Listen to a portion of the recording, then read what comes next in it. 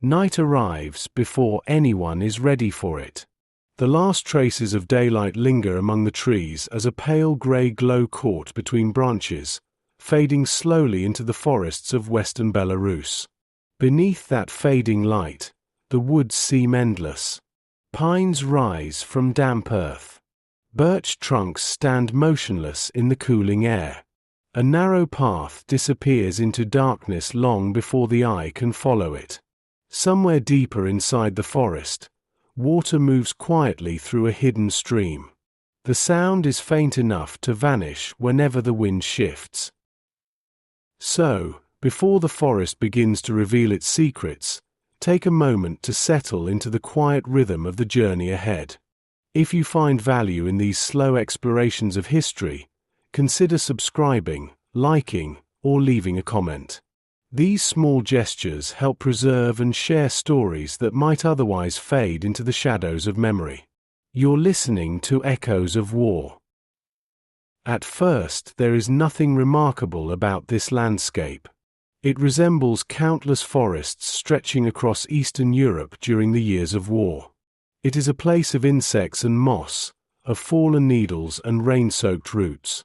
The trees have stood here through seasons of snow and spring thaw. They have watched borders move and governments vanish. They have witnessed hunters, farmers, travelers, and armies passing beneath their branches. Yet on certain nights the forest becomes something else. The darkness conceals movement. A family walks beneath the trees, carrying almost nothing. Their footsteps remain careful and uncertain. They avoid open ground. They avoid roads. Every distant sound demands attention. The snap of a branch. The bark of a dog somewhere beyond the woods. The faint rumble of an engine traveling a road they cannot see. They move because remaining still has become more dangerous than walking. Behind them lies a world that has become unrecognizable. Villages stand altered by occupation. Familiar streets now belong to strangers carrying weapons. Neighbors have disappeared. Shops are closed. Synagogues are silent. Homes once filled with ordinary routines have become places of fear. The map itself remains unchanged, yet the meaning of every place upon it has shifted. Ahead lies uncertainty. The forest offers no promises. It offers no beds, no certainty of food, no guarantee of safety. Rain falls there just as heavily. Winter arrives just as cold. Darkness remains darkness. Yet people continue walking toward it. Across occupied Eastern Europe, forests became destinations not because they were comfortable but because they remained among the few places where authority weakened beneath the trees. Roads could be patrolled. Cities could be searched. Villages could be monitored. Forests resisted such control. They swallowed distance. They concealed movement. They blurred certainty. You watch the darkness gather beneath the branches and begin to understand why so many footsteps eventually led here. The forest is not welcoming. It does not announce itself as a refuge. The ground remains uneven. Roots twist beneath leaves. Wet air settles into clothing. Mosquitoes drift through summer evenings. During winter, snow buries paths that had seemed familiar only weeks before.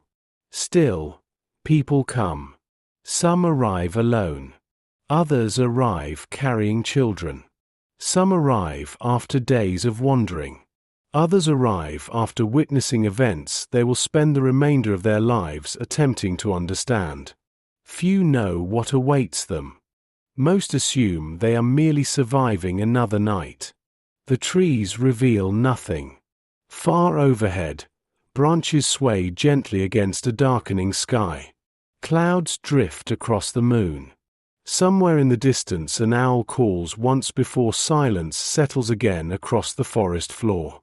Within that silence, small groups continue moving.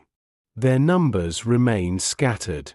Their destinations remain uncertain. Their future remains invisible. What none of them can yet see is that hidden among these woods, something unusual is beginning to take shape. Not a military base. Not a fortress. Not even a conventional partisan camp. Something stranger. Something larger. A place that will eventually shelter hundreds of people whom the war has marked for destruction. A place where survival becomes more than individual escape. A place where kitchens, workshops, schools, shelters, and families will exist beneath the same canopy that now conceals frightened footsteps moving through the dark. For now, however, none of that exists. There is only the forest. There is only the cold earth beneath tired feet. There is only the uncertainty carried into the trees by people who have run out of other directions to travel. And as night settles completely across the woods, the forest waits in silence, unaware that history is already beginning to gather beneath its branches. Morning arrives quietly beneath the trees. The forest does not awaken all at once. Light filters gradually through the canopy, touching the upper branches first before descending toward the forest floor. Mist lingers between trunks. Dew settles upon moss and fallen needles. Small birds begin calling from hidden perches, their sounds carrying through the still air long before the sun itself becomes visible. For those sleeping beneath the open sky, morning brings no comfort beyond survival itself. A man rises from damp ground and brushes leaves from his coat. Nearby, a mother checks on her children before looking toward the trees surrounding them. Others emerge slowly from makeshift hiding places fashioned from branches and blankets. Few have slept deeply. The forest contains many sounds, and every unfamiliar noise carries possibility. Some possibilities mean safety. Others mean discovery. The war rarely announces which is which. Across the occupied territories of Eastern Europe, thousands of people experienced mornings much like this one. Some remained hidden for days. Others survived only hours before being found. Entire communities vanished between one sunrise and the next. News traveled slowly and often arrived incomplete. Rumors moved faster than facts. Stories of massacres, deportations, executions, and disappearances passed from village to village, changing shape as they traveled but never losing their essential message. The world beyond the forest had become increasingly dangerous. The world within the forest remained uncertain.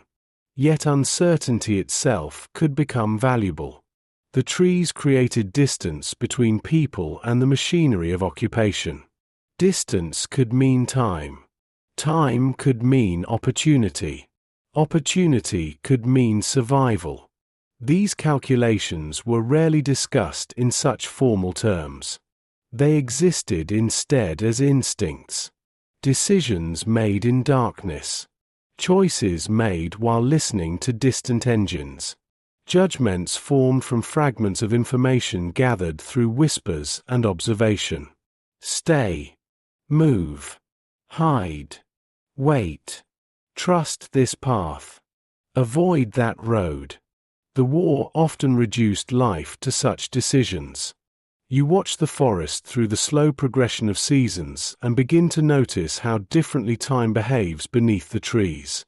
Beyond the forest, governments issue orders. Armies advance. Front lines shift across maps. Battles are planned. Reports are written. History moves in visible ways. Beneath the canopy, time becomes measured through weather, food, fatigue, and daylight. A rainy week matters. A missed supply opportunity matters. A harsh winter matters. The rhythm of survival grows increasingly separate from the rhythm of military campaigns. This separation will become important, because the story unfolding here is not primarily the story of battles. Nor is it the story of a single military operation. Weapons will appear. Danger will remain constant. Violence will never be far away. Yet the deeper story concerns something more unusual. It concerns people attempting to preserve life in a world increasingly organized around destruction. It concerns a community that will emerge where no community was intended to exist. Most wartime narratives move toward conquest, defeat, liberation, or victory. This one moves toward shelter. The distinction matters. Within a few years, the forests of the Naliboki region will conceal not merely fugitives but an entire hidden society. Tailors will work beneath the trees. Shoemakers will repair worn footwear. Children will learn. Meals will be prepared. Medical care will be improvised. Families will form routines despite circumstances that seem hostile to routine itself. The forest will remain a forest. Rain will continue falling. Winter will continue arriving. Fear will never disappear completely. Yet something remarkable will grow anyway. Not because conditions improve. Not because danger vanishes. But because people adapt. History often remembers armies through numbers. It remembers campaigns through maps. It remembers leaders through speeches and decisions. Less frequently does it pause long enough to examine the quieter labor of endurance. The daily work required to keep a community alive. The countless ordinary actions that allow survival to continue one more day. Those actions leave fewer monuments. Yet they remain no less significant. As we move deeper beneath these trees, we will return repeatedly to the same forest. We will watch it change through seasons. We will watch its inhabitants change through necessity. We will observe how fear evolves into routine, how routine encounters pressure, and how survival gradually acquires responsibilities of its own. The forest will remain our constant companion. Its paths will grow familiar. Its silences will acquire meaning. Its clearings will become places where lives intersect in unexpected ways. And as the story unfolds, you may find that the most extraordinary aspect of this hidden world is not that people survived there. It is that they built something worth surviving for. Beneath the edge of the trees. The forest does not begin at a precise line.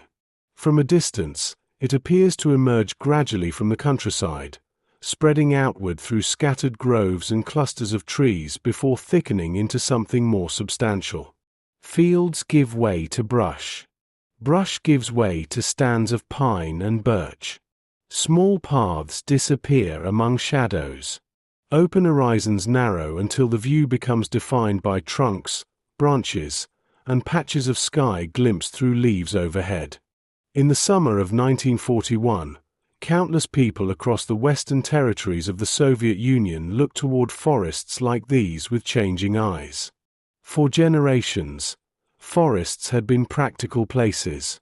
They provided timber, firewood, mushrooms, berries, and hunting grounds. Villagers entered them for work and returned home before nightfall. Children learned familiar paths. Farmers knew where the tree line began and where cultivated land ended. The relationship between village and forest felt stable, shaped by seasons and habit. War altered that relationship. When German forces crossed into Soviet territory during Operation Barbarossa, military movement arrived with astonishing speed. Roads filled with vehicles. Columns of soldiers advanced eastward. Aircraft appeared overhead. News spread unevenly, carried by travelers, rumors, frightened witnesses, and fragments of official information that often arrived too late to be useful. Many communities found themselves overtaken before they fully understood what was happening. The transformation could occur within days. A familiar village square remained physically unchanged. The same buildings stood where they had always stood. Wells remained beside roads. Gardens continued growing behind homes. Yet authority shifted. Rules changed. New dangers emerged. The ordinary geography of daily life acquired invisible boundaries. For Jewish families, those boundaries narrowed with alarming speed. Restrictions appeared. Registrations were demanded. Movement became dangerous. Entire communities found themselves trapped within systems whose final purpose was not yet visible in full, but whose direction increasingly seemed impossible to misunderstand. You watch these changes not from the perspective of hindsight, but from within their uncertainty. People living through these months rarely possessed complete information. They understood enough to be frightened. They observed enough to recognize patterns. Yet the scale of what was unfolding remained difficult to comprehend. Many continued hoping circumstances might stabilize. Others concluded that waiting carried its own risks. The forests began attracting attention. Not immediately. At first, most people still measured life through familiar routines. Food needed preparation. Animals required care. Homes demanded maintenance. Families remained reluctant to abandon everything they knew for an uncertain future among the trees. Leaving was never a simple decision. To leave meant surrendering shelter. It meant abandoning possessions accumulated across years. It meant accepting that one might never return. Even those who feared what lay ahead often struggled to imagine exchanging a home for the forest. The forest offered concealment, but concealment was not the same thing as safety. Food would become difficult. Weather would become relentless. Illness would become harder to treat. Every practical challenge of existence would intensify. Yet as the summer progressed and autumn approached, the balance between danger and necessity continued shifting. The Bielski family lived within this changing landscape. Like many Jewish families of the region, their lives had long been connected to the rhythms of local villages, farms, markets, and seasonal labor. The forests nearby were familiar places. They formed part of the environment rather than a separate world. Paths and clearings were known. Distances were understood. Streams and marshes occupied recognizable locations. This familiarity would matter. Knowledge that once seemed ordinary would acquire new value. A person who knew where a trail emerged from a stand of pines possessed information more useful than many official documents. Someone who understood which marshes remained passable during autumn rains held knowledge capable of preserving lives. Familiarity with terrain became a resource every bit as important as food or shelter. Yet none of this transformed the forest into an easy refuge. The woods remained vast and indifferent. Rain fell without concern for those hiding beneath branches. Mosquitoes gathered during humid evenings. Mud accumulated along paths. Darkness arrived early beneath dense canopies. Distances often felt longer than maps suggested. The forest demanded adaptation from anyone entering it. As occupation deepened, individuals and families increasingly faced difficult calculations. Some attempted to remain unnoticed within towns and villages. Others sought temporary hiding places with friends or sympathetic neighbors. Some moved repeatedly from location to location. Each choice carried risks. Each solution felt provisional. The future remained unclear. What was becoming increasingly clear, however, was that many people were beginning to look toward the trees not as part of the landscape but as an alternative to it. The forest occupied a unique position within the geography of survival. Authorities could control roads more easily than undergrowth. Patrols could monitor villages more easily than marshes. Records could account for people living in houses more easily than people moving beneath a canopy of leaves. The forest created uncertainty for everyone entering it, but uncertainty could sometimes work in favor of those being pursued. By late summer and early autumn, isolated individuals had already begun slipping into wooded areas throughout the region. Some remained alone. Some formed temporary groups. Others hoped merely to survive long enough for circumstances to change. Few imagined what the coming years would require. Even fewer imagined that entire communities might eventually emerge beneath the trees. For now, the forest still existed primarily as possibility. Its clearings remained quiet. Its paths remained narrow. Its future inhabitants remained scattered across villages, towns, farms, and roads stretching far beyond the canopy itself. As daylight fades over the countryside, a line of trees darkens against the evening sky. Beyond that line lies uncertainty. Beyond that line lies hardship. Beyond that line lies a world few people would willingly choose. Yet increasingly, it is the direction in which frightened footsteps begin to travel. As autumn settles across the region, the forests begin to change their appearance. The greens of summer fade gradually into muted yellows and browns.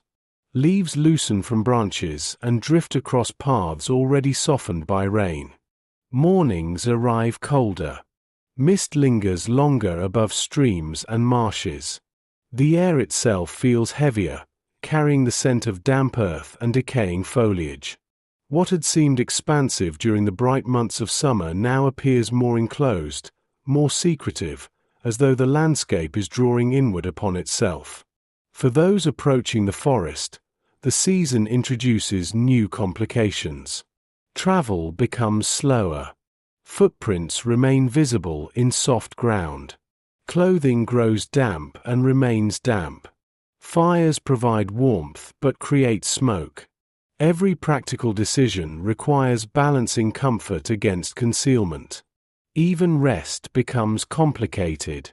A person sleeping beneath trees must think about weather, visibility, noise, and the possibility of being discovered before morning. The forest offers protection, but it demands payment in endurance. Across occupied Belarus, stories begin circulating among Jewish communities. Some are confirmed. Others arrive through fragments of rumor. Entire families vanish. Ghettos are established. Executions occur beyond village boundaries. The details vary from place to place, yet the overall pattern becomes increasingly difficult to ignore. What many had initially hoped might be temporary restrictions now appears connected to something far more permanent and far more dangerous. This realization does not arrive all at once. For some, it emerges through a specific event. For others, it accumulates gradually through observation. A missing neighbor, a closed business, a roadblock where none existed before, the disappearance of familiar faces from markets and streets. The human mind often searches for normality even when normality is slipping away. People continue preparing meals. They continue repairing roofs and gathering firewood. Parents continue caring for children. Life retains many of its ordinary appearances. Yet beneath those appearances, calculations are changing. Conversations become quieter. Plans become more cautious. The future begins to feel less like a continuation of the past and more like unfamiliar territory requiring navigation. You can sense this uncertainty spreading outward like weather moving across a landscape. No single moment marks its arrival. Instead, it settles gradually over homes, villages, and communities.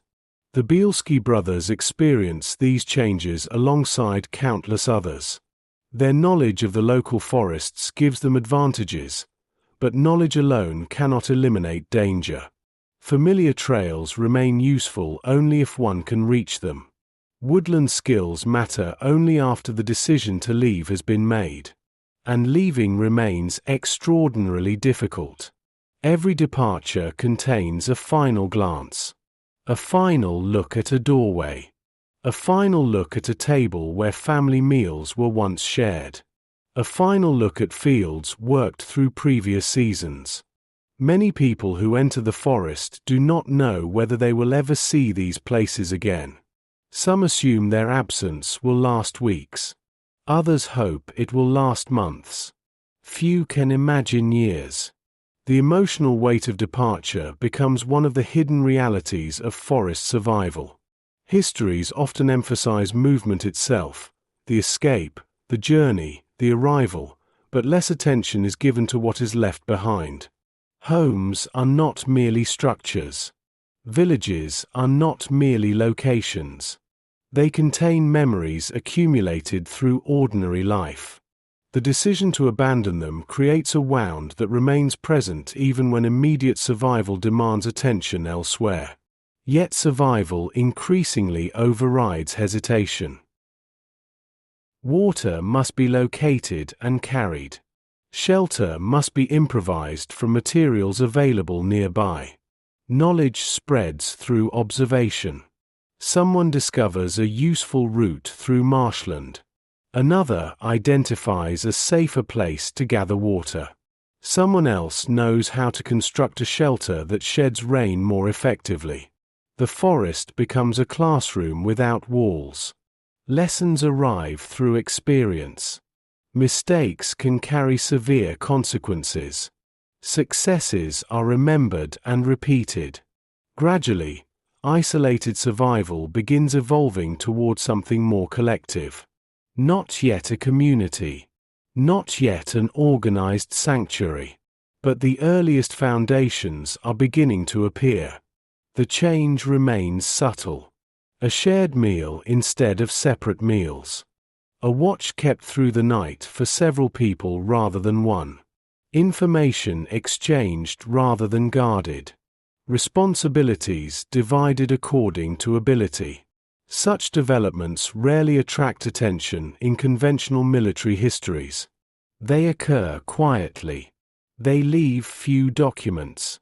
Yet they represent the first steps toward something larger. Human beings are social by nature, and even within the harshest circumstances, they tend to build connections that extend beyond immediate necessity. As the weeks pass, the forests continue absorbing newcomers. Rain falls steadily through the canopy. Cold winds move across open clearings. Paths become slick with mud and leaves. The environment remains difficult, yet familiarity begins to develop. The distinction seems small now. In time, it will change everything. The first shelters among the pines. The first shelters are rarely impressive. They emerge from urgency rather than design, assembled by people who cannot afford to think far beyond the coming night. A few branches leaned against a fallen trunk. Pine boughs layered thickly enough to interrupt rain. Blankets stretched between trees. Shallow depressions hidden beneath brush. In calmer times, few would have considered such arrangements suitable for living. Cold returns each night. The forest rewards consistency more than inspiration. Many who arrive in the woods carry memories of ordinary domestic life that remain startlingly fresh. The smell of bread from a family kitchen.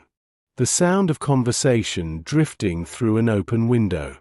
Familiar furniture occupying familiar places. Such memories accompany people into the forest, where they exist beside entirely different realities. One world has not yet disappeared from memory, while another has not yet become normal. The distance between those worlds creates a particular kind of exhaustion. Not merely physical fatigue, though there is plenty of that. Something quieter.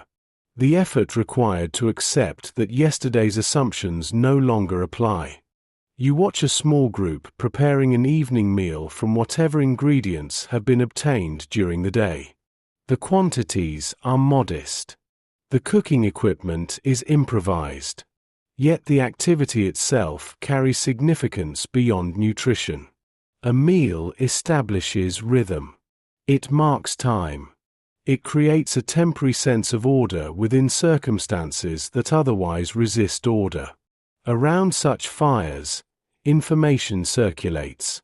News arrives unevenly. A traveler reports conditions in a nearby village. Someone mentions increased patrol activity along a road. Another speaks of families attempting to reach the forest. Each piece of information remains incomplete, but together they begin forming a broader picture of the world beyond the trees. That world appears increasingly hostile. Throughout occupied territories, the mechanisms of persecution continue expanding. Ghettos become more tightly controlled. Escapes become more difficult. Entire communities face escalating danger. The forest, despite all its hardships, begins appearing less like an emergency refuge and more like a necessary alternative. The distinction matters. An emergency refuge is temporary. An alternative demands planning. Within the Bielski circle, this realization develops gradually. No formal declaration announces it. No meeting establishes a long-term strategy in a single moment. Instead, experience accumulates. Days become weeks. Weeks reveal patterns. The same practical problems return repeatedly. Food must be found. Shelter must be maintained. New arrivals must be accommodated. Temporary solutions begin evolving into systems. The process remains uneven. Resources are scarce. Conditions fluctuate. Yet adaptation continues. The forest itself influences this transformation. Certain locations prove more suitable than others. Areas near water offer advantages but create vulnerabilities. Dense stands of trees provide concealment but can limit movement. Marshes serve as natural barriers, though they complicate transportation and communication. Every decision involves compromise. Knowledge of terrain becomes increasingly valuable. Those familiar with local geography contribute more than directions. Additional people create additional needs. More food is required. More shelter is required. More organization becomes necessary. Yet each arrival also brings skills. Someone understands carpentry. Someone knows how to repair shoes. Someone possesses medical knowledge. Someone has experience navigating nearby villages. The growing collection of abilities becomes one of the forest's most important resources. Not all contributions involve specialized expertise. Sometimes a person's value lies simply in willingness to carry water, gather fuel, maintain shelters, or assist others whose strength has diminished.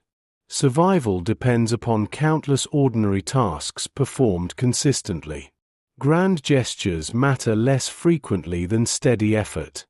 You begin noticing a subtle shift within the atmosphere of the camp. Fear remains present. It has not disappeared. People still listen carefully for unfamiliar sounds. They still avoid unnecessary risks. They still understand how fragile their circumstances remain. Yet fear is no longer the only defining condition. Alongside it appears something else. Responsibility. The difference is significant. A frightened individual focuses primarily on personal survival. A community must think about collective survival. The first shelters among the pines become symbols of that transition.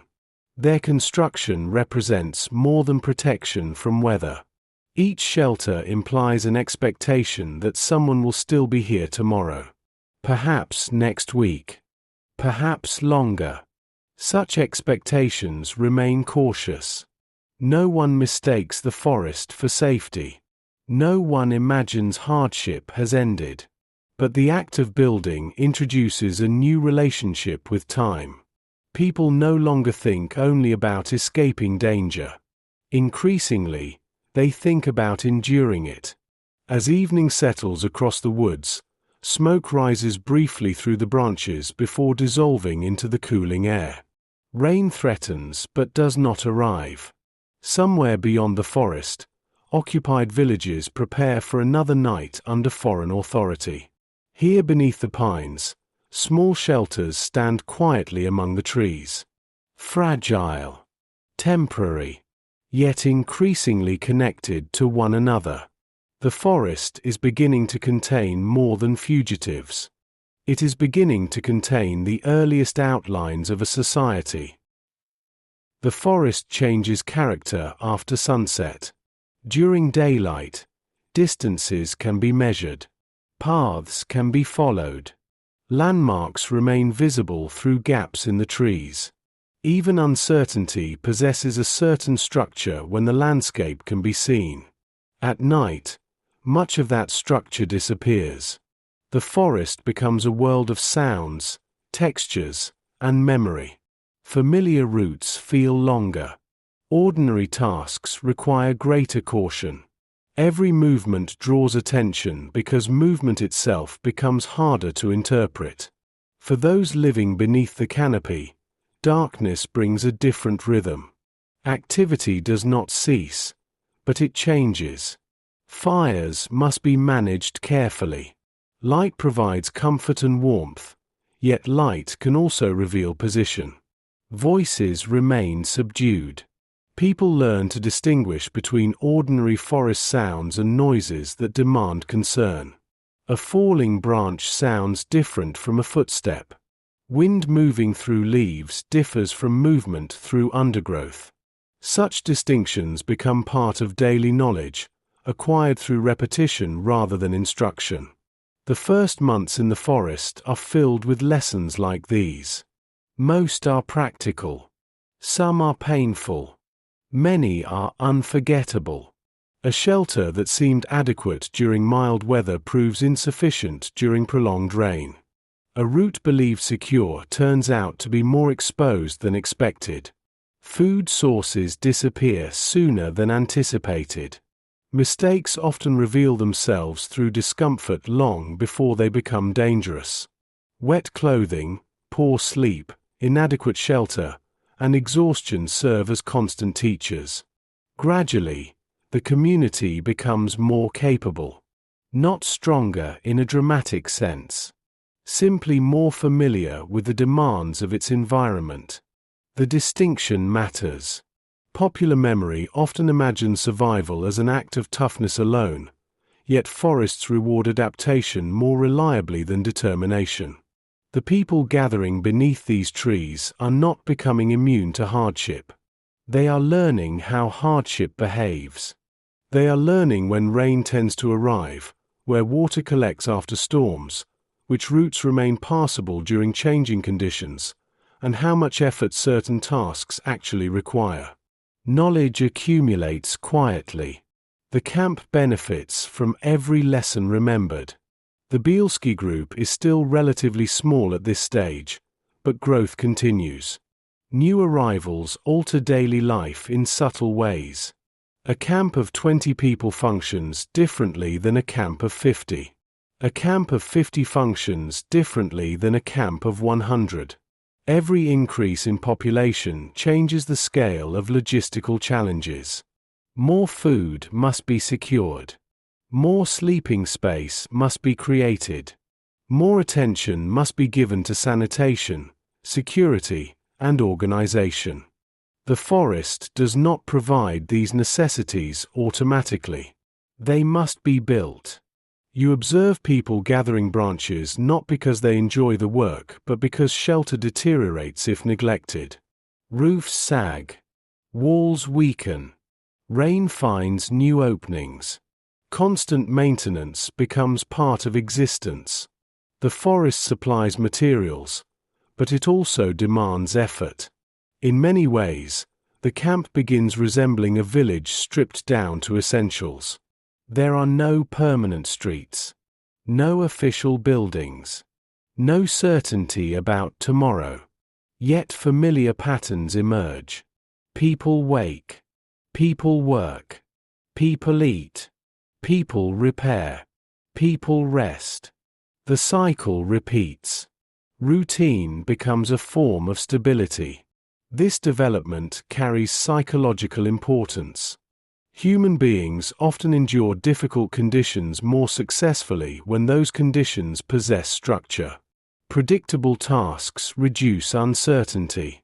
Shared responsibilities create purpose. Even modest routines help transform fear from an overwhelming presence into one challenge among many. The camp remains hidden, but it is becoming organized. Certain individuals naturally assume greater responsibility. Leadership emerges not merely through authority but through competence. Those capable of solving problems earn trust. Those able to coordinate efforts become increasingly important. The community requires decisions regarding food, shelter, movement, and security. As numbers grow, such decisions affect more lives. Responsibility expands alongside population. This reality will shape the future of the sanctuary. At the same time, the emotional landscape of the forest continues evolving. New arrivals bring fresh memories from the world beyond the trees. News arrives carrying both information and grief. People learn of relatives who have disappeared. Entire communities become unreachable. Familiar places acquire the status of memory even while they still physically exist. The camp contains many conversations that never fully end. People speak about homes left behind, about family members, about uncertainty, about rumors, about possibilities. Such conversations often occur while performing ordinary tasks. Someone repairs clothing while discussing a village. Someone gathers fuel while recalling a relative. Memory becomes woven into labor. The past remains present because it has not yet become history. You begin noticing how the forest now serves two purposes simultaneously. It conceals bodies. It also preserves memory. Within the trees, people carry pieces of vanished worlds with them. Customs survive. Stories survive. Habits survive. Even under conditions of extraordinary pressure, individuals continue bringing traces of their previous lives into the new environment. This persistence helps explain why the camp is gradually becoming more than a collection of hiding places. It is becoming a community. Communities are not defined solely by location.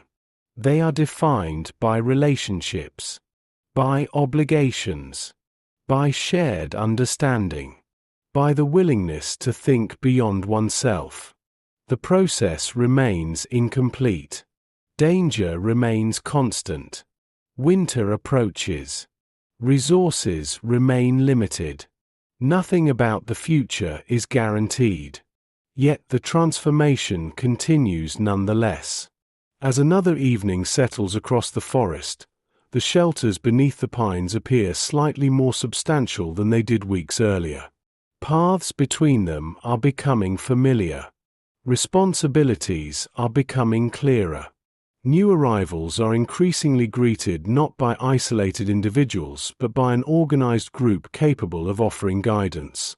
The forest remains vast and indifferent. The weather remains unpredictable. The war remains close. Yet beneath the canopy, something has begun taking root that cannot be measured in timber or territory. A fragile sense of permanence. And as the wind moves softly through the branches above, the first true foundations of the sanctuary continue forming in the darkness below. The camp that learned to feed itself. Hunger arrives with remarkable consistency. Unlike distant armies or shifting front lines, hunger does not depend upon military decisions. It does not pause for weather. It does not wait for favorable circumstances.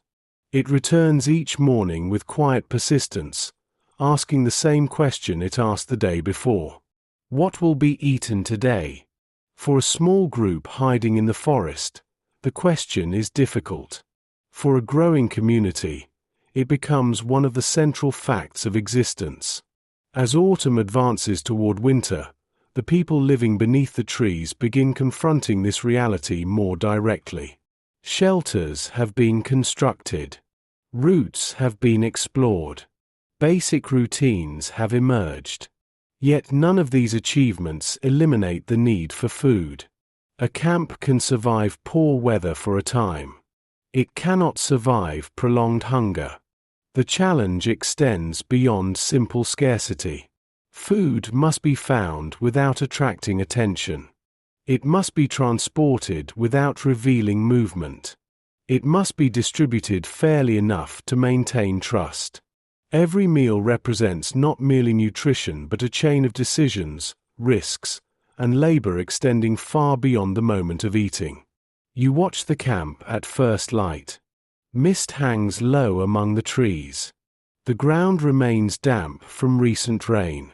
Small groups begin moving through familiar routines. Some collect water. Others repair shelters. A few prepare to leave the camp entirely, disappearing into the forest on tasks that may consume the entire day. These journeys become increasingly important. The forest itself provides some resources. Berries can be gathered in season. Mushrooms appear beneath the trees. Small animals can occasionally be trapped. Yet such sources alone cannot sustain a growing population. The camp requires more substantial supplies than the woodland can reliably provide. The surrounding countryside therefore remains essential. Fields still exist beyond the forest. Farm animals still exist. Stored grain still exists. Potatoes remain buried beneath the soil. The challenge lies in obtaining such resources while occupied territory grows increasingly dangerous. The people leaving the camp understand this balance well. They move cautiously. Routes are chosen with care. Information gathered from previous journeys influences future decisions. A path considered safe one week may become hazardous the next. Conditions change constantly. Adaptation becomes routine. What emerges is not a formal supply system in the modern sense.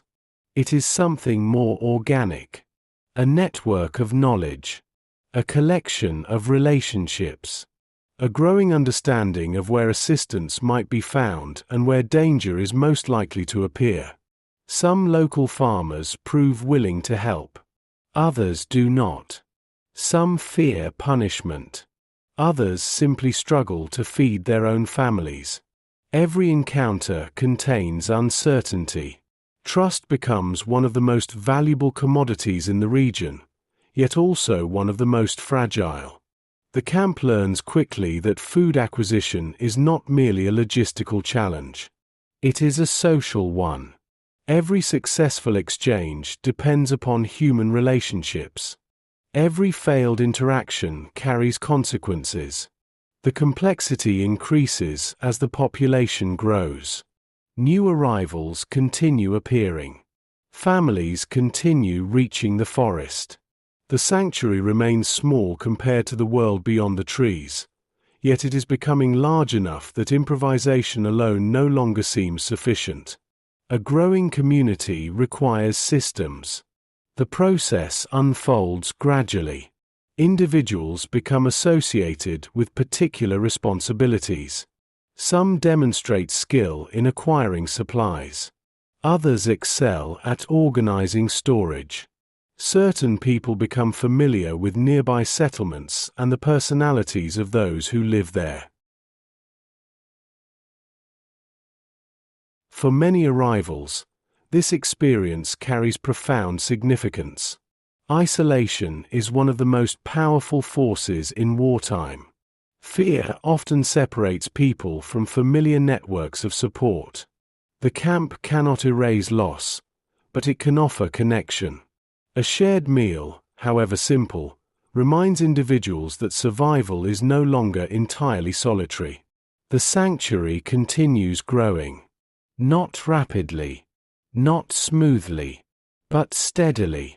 And with each additional person sheltered beneath the trees, the question of food becomes more important than before. As evening approaches, figures return along forest paths carrying sacks, bundles, and fragments of hope transformed into practical resources. The quantities vary. Some journeys produce little. Others prove more successful. Yet together they sustain a fragile balance. A balance between hunger and nourishment. Between uncertainty and preparation. Between a temporary refuge and a community attempting to endure. The forest watches silently as these routines repeat. What began as escape is becoming administration. What began as concealment is becoming responsibility. And among the most important responsibilities of all is learning how to keep hundreds of people fed beneath the trees. By the time winter begins announcing its presence through hard frosts and pale morning skies, the sanctuary has already learned one important lesson. Food is never a finished problem. A successful week does not guarantee the next. A well-stocked shelter can become nearly empty with surprising speed when dozens of people depend upon it. The camp exists within a living landscape, and living landscapes change constantly. Seasons alter availability. Weather influences movement. Occupation policies affect nearby communities. Every variable touches the question of food. The result is a form of vigilance that becomes woven into daily life. Not panic. Not desperation. Something quieter. A continual awareness of supply and need. You watch the camp during a grey morning shortly after the first lasting cold arrives. The forest appears different now. Branches stand bare against the sky. Frozen ground produces a muted sound beneath footsteps. Breath hangs briefly in the air before disappearing. The world seems stripped to essentials, and in many ways the sanctuary itself is undergoing a similar process. Winter has a way of exposing weaknesses. Shelters that seemed adequate during autumn reveal flaws. Routes once used regularly become difficult to navigate. Physical labor requires more energy. Firewood consumption increases dramatically. Food must support bodies working against the cold as well as against hunger. The pressure is subtle but constant. Within this environment, the camp begins developing habits that resemble those of a permanent settlement rather than a temporary hiding place. Storage becomes increasingly important. Supplies are monitored more carefully. Certain areas of the camp acquire specific functions. One section may contain food reserves. Another may focus on repairs. Another serves practical needs connected to shelter and maintenance.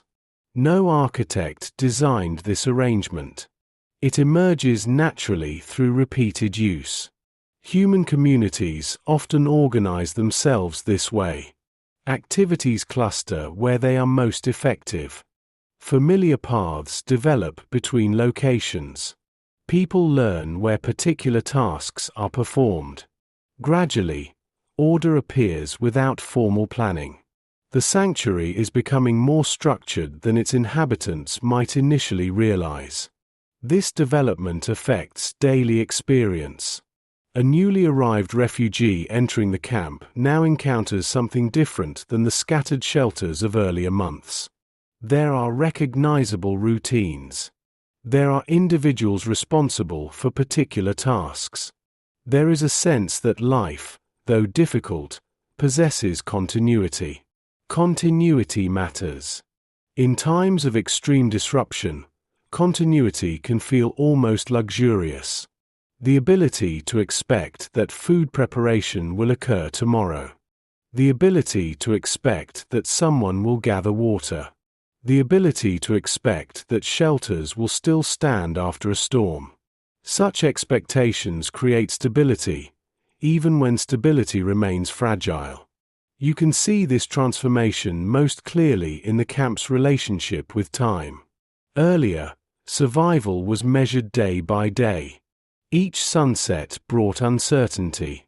Each sunrise required fresh improvisation.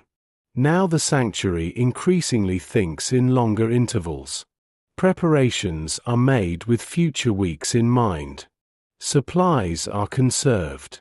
Labor is organized around anticipated needs rather than immediate crises alone. This shift represents an important stage in the evolution of the community. The camp is no longer merely reacting. It is planning. Planning, however, introduces new burdens. The larger the population becomes, the more consequences follow from every decision. If food runs short, many people suffer. If supplies are allocated poorly, trust can erode. If risks are taken unnecessarily, the entire sanctuary may be endangered. Leadership therefore acquires greater complexity. Decisions once affecting a handful of individuals now influence hundreds. Responsibility expands alongside success. The Bielski group increasingly faces this reality. Their objective remains unusual within the broader world of partisan warfare. Many resistance organizations focus primarily upon military activity. This sanctuary pursues a different priority. Fighting may occur when necessary, but preservation remains central. The camp exists because people need somewhere to live, somewhere to survive, somewhere to remain human despite conditions designed to strip humanity away. That mission shapes every practical challenge. Food is not gathered merely to sustain fighters. It is gathered to sustain families, children, elderly people, the sick, those unable to contribute physically at the same level as others. The sanctuary accepts responsibilities that many armed groups would consider impossible. Yet it continues growing. The decision carries consequences. Every additional life sheltered beneath the trees increases logistical demands. More food, more shelter, more clothing, more fuel. The forest community therefore lives within a continuous tension between compassion and practicality. Resources remain finite. Needs remain extensive. The balance must be maintained every day. Remarkably, much of this work occurs through ordinary labor rather than dramatic heroism. People repair roofs. They carry sacks. They gather wood. They sort supplies. They cook. They clean.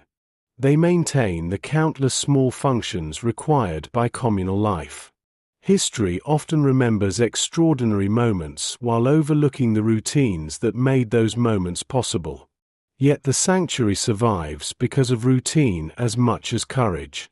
Courage may inspire a person to enter the forest. Routine allows them to remain there.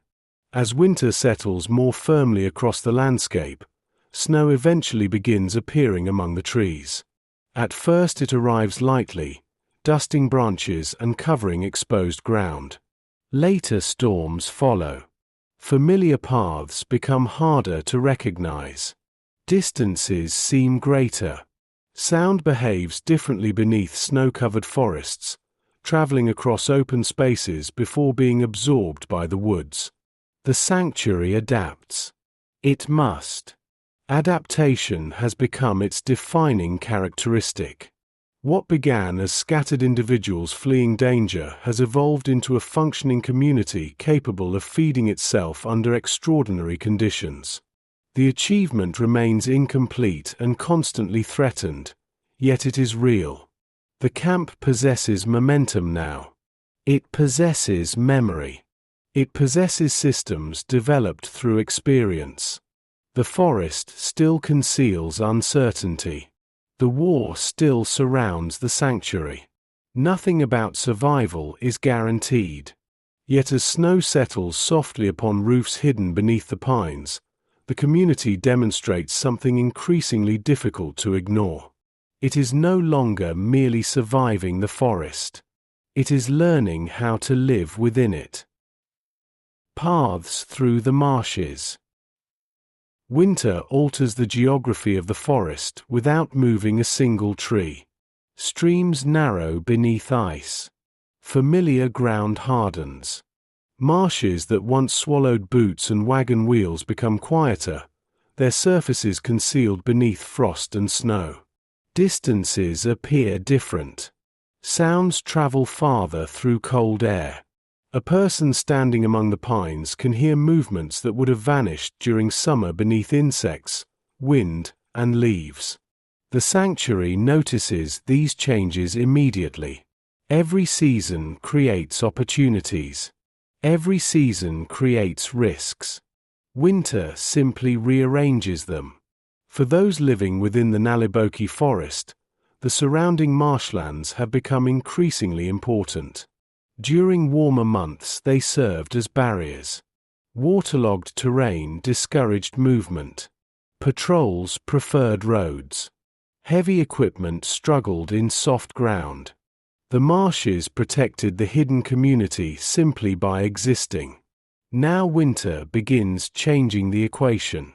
Frozen surfaces can be crossed more easily than flooded ones. Routes that were once difficult become accessible. Protection remains, but it becomes less certain. The camp must adjust. You watch a small group leave before dawn. Snow crunches softly beneath their boots. The sky remains dark enough that stars still linger overhead. Their movements are practiced now. Each person carries only what is necessary. There is little conversation. Words have become economical during cold mornings, preserved like fuel for more important moments. The forest receives them without ceremony. Trees stand silent beneath snow-covered branches. Frost gathers upon bark. The air carries that peculiar stillness that often arrives before sunrise in winter landscapes, a stillness so complete that even distant sounds seem suspended within it. The group moves toward the marshes. Months earlier, such terrain represented uncertainty.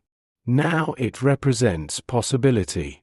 Knowledge of these landscapes has become one of the sanctuary's greatest assets. The forest community understands something that outside observers often overlook. Terrain is not fixed. It changes continuously. Rain transforms movement.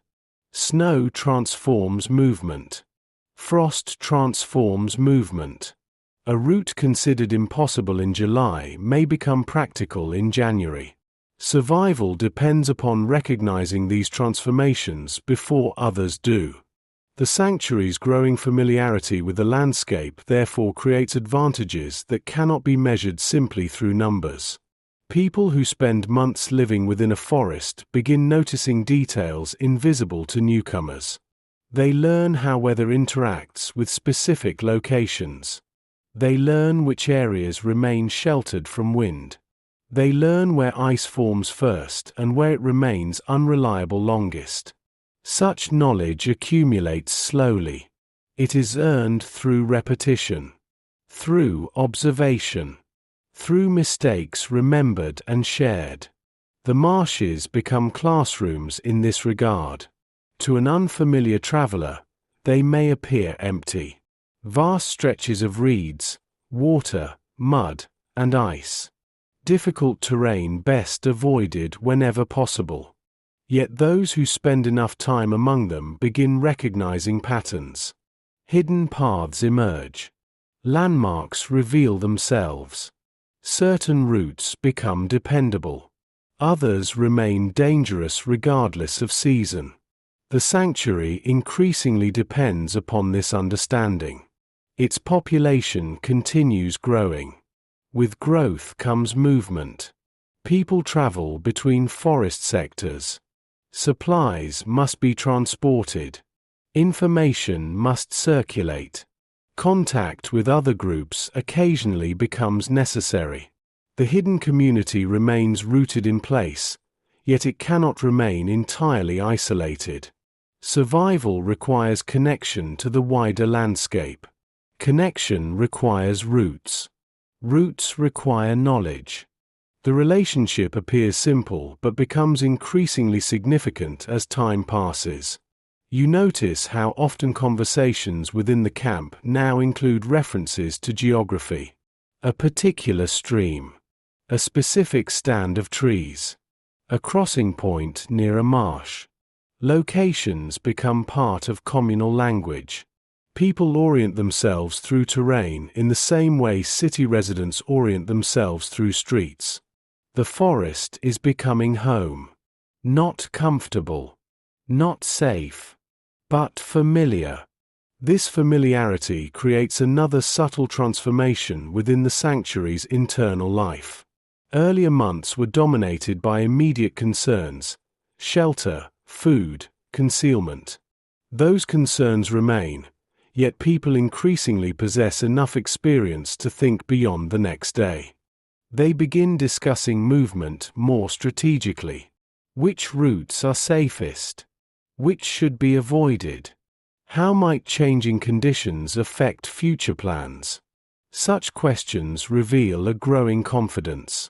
Not confidence in victory. Not confidence in security. Confidence in competence. The distinction matters. The sanctuary has learned enough to trust its own accumulated knowledge. That trust allows more complex forms of organization to emerge. The marshes play an important role in this process because they shape the boundaries of the community's world. Certain areas become accessible. Others remain remote. Distances are measured not through maps but through effort. A route requiring 2 hours in summer may require 4 in winter. A crossing possible during deep frost may become dangerous during thaw. Nature itself becomes part of the camp's decision-making process. The forest cannot be controlled. The marshes cannot be controlled. They must be understood. This understanding deepens as winter progresses. Snowfall covers tracks but also reveals them. Frozen waterways create opportunities while introducing hazards. Every environmental change produces consequences. The sanctuary responds through observation rather than force. Observation becomes a survival skill. Perhaps one of the most important. You watch evening descend across the marshlands. The sky darkens to shades of blue and gray. Frost gathers along reeds standing motionless above frozen ground. Somewhere in the distance, figures move carefully along a route known only to those who have spent months learning the language of this landscape. Their journey appears ordinary. Yet beneath its ordinariness lies something remarkable. A hidden community steadily transforming terrain into knowledge. Knowledge into movement. And movement into survival. By the middle of winter, the sanctuary has begun to develop a geography of memory. Not the kind recorded on official maps. No surveyor arrives to document it. No government agency recognizes its existence. Yet within the forest community, certain places acquire significance through repeated experience. A bend in a frozen stream becomes associated with a safe crossing. A stand of pines marks the beginning of a reliable route. A clearing hidden beyond the marshes becomes known as a place where travelers can rest before continuing deeper into the woods. These locations accumulate meaning because people return to them again and again. Return is important. The forest sanctuary is no longer a collection of isolated individuals improvising their survival. It has become a network of routines, responsibilities, and movement. The same paths are walked repeatedly. The same landmarks are recognized. The same decisions are revisited under changing conditions. Familiarity begins shaping behavior as strongly as necessity once did. You can observe this process in the simplest acts. A traveler approaching a frozen crossing already knows where the ice tends to remain strongest. Someone carrying supplies knows which route offers concealment if weather suddenly changes.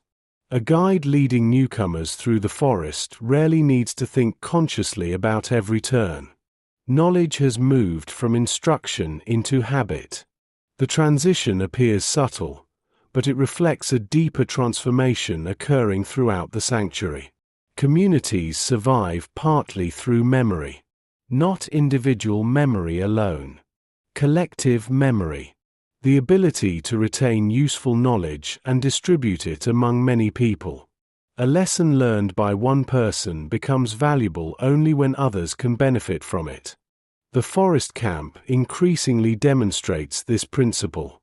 Information circulates through conversation, observation, and repetition. People teach one another without formal classrooms. Skills pass from experience to experience, carried through daily labor rather than written instruction. The marshes contribute heavily to this culture of learning because they punish carelessness while rewarding patience. A person rushing across uncertain ice may create danger. A person who observes carefully often discovers safer alternatives. The landscape encourages attentiveness. Over time, attentiveness becomes part of the sanctuary's character. Winter continues deepening around them. Snow accumulates beneath the trees. Branches bend under its weight. Days remain short. Sunlight often appears pale and distant, filtered through clouds that seem reluctant to move.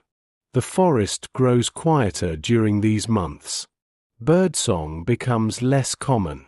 Insects vanish entirely.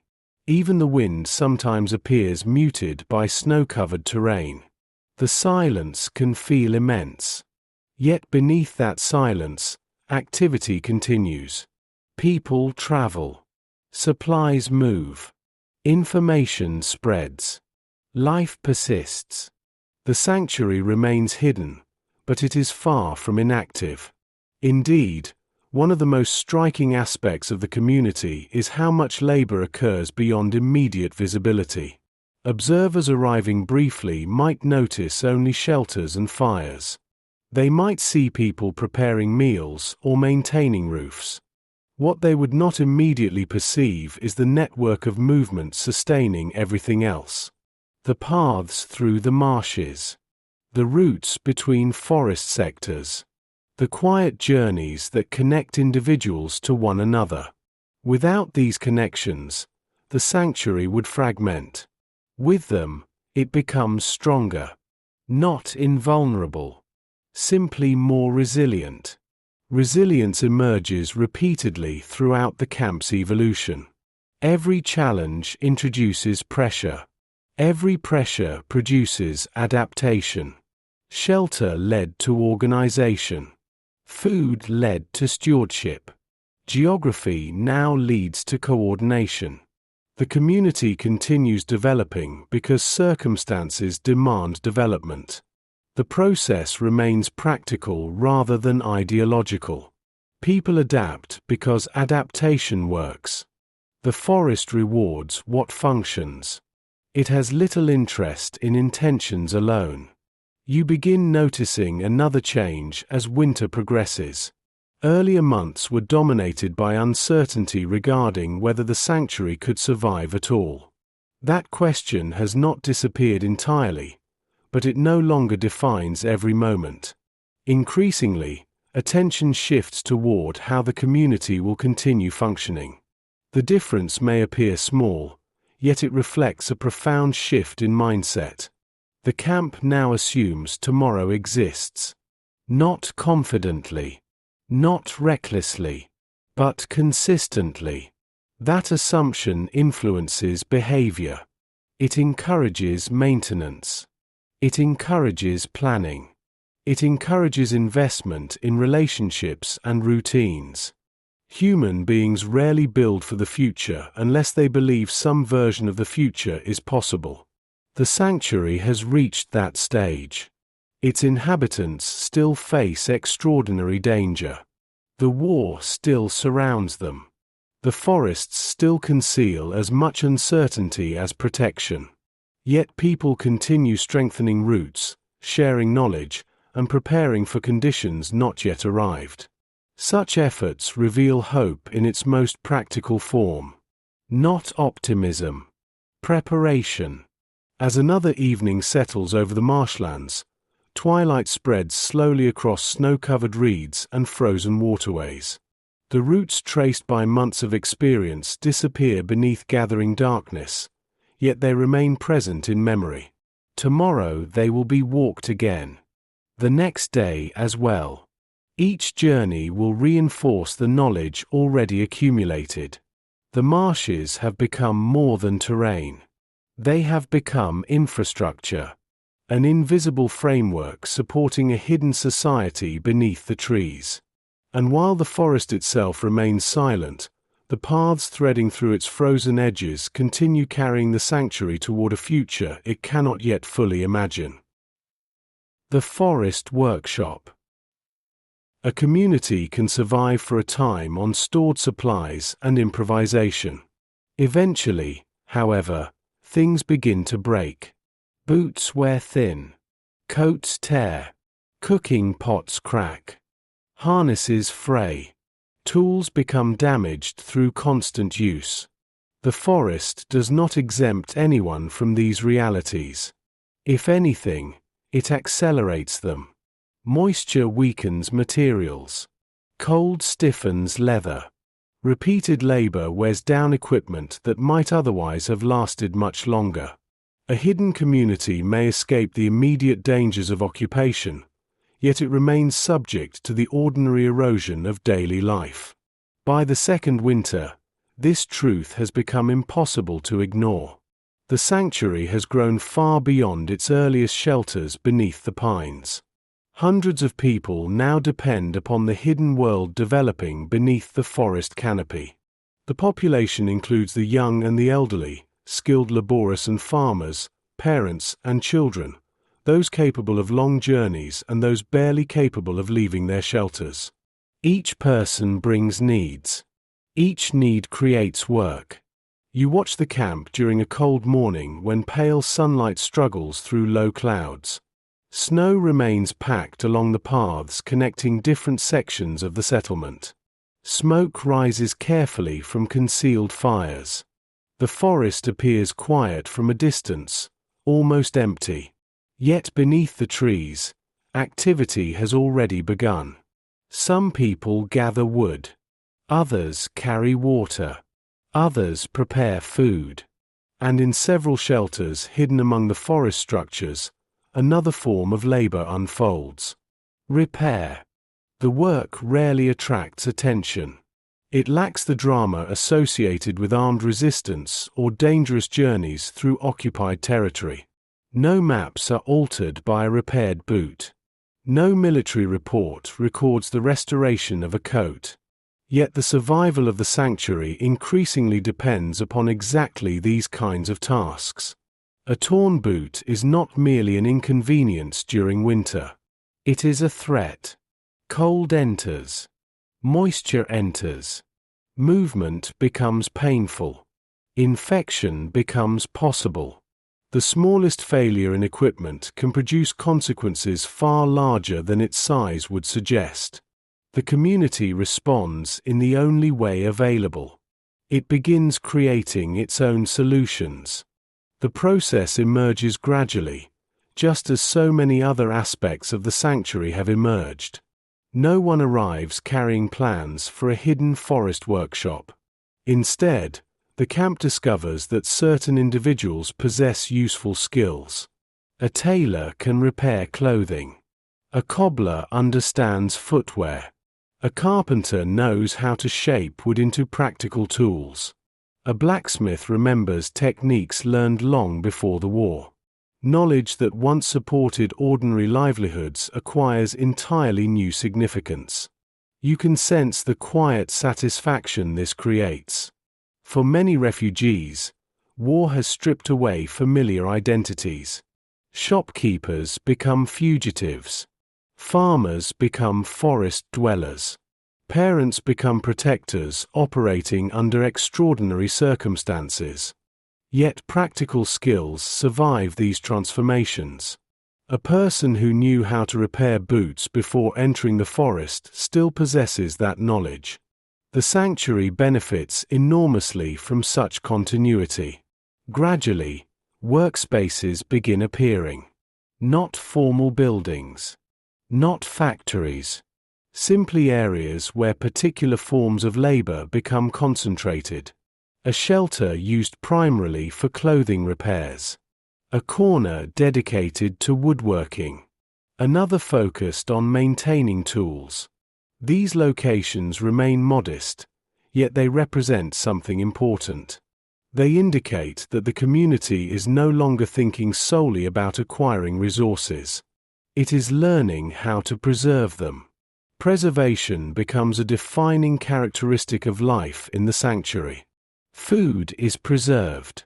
Shelters are preserved. Clothing is preserved. Tools are preserved. Human energy itself is preserved whenever possible. The logic behind these efforts is straightforward. Every object that can be repaired is one less object that must be replaced. Every coat restored to usefulness reduces pressure elsewhere. Every tool kept functional allows other work to continue. Scarcity encourages creativity. The forest workshop grows from this principle. You watch a pair of worn boots being examined beneath dim light filtering through gaps in a shelter wall. The leather is cracked. The soles show heavy wear. Under ordinary circumstances, replacement might be preferable. Here, replacement may be impossible. The boots therefore become a project. Pieces are salvaged. Repairs are attempted. Materials are reused. The process consumes time. Time is willingly spent because the result matters. Throughout the sanctuary, similar scenes repeat. Hands stitching fabric. Hands shaping wood. Hands sharpening tools. Hands transforming damaged objects into usable ones. The labor possesses a rhythm distinct from the rhythms of gathering food or traveling forest routes. It is slower, more deliberate, less dependent upon weather. Yet it contributes equally to survival.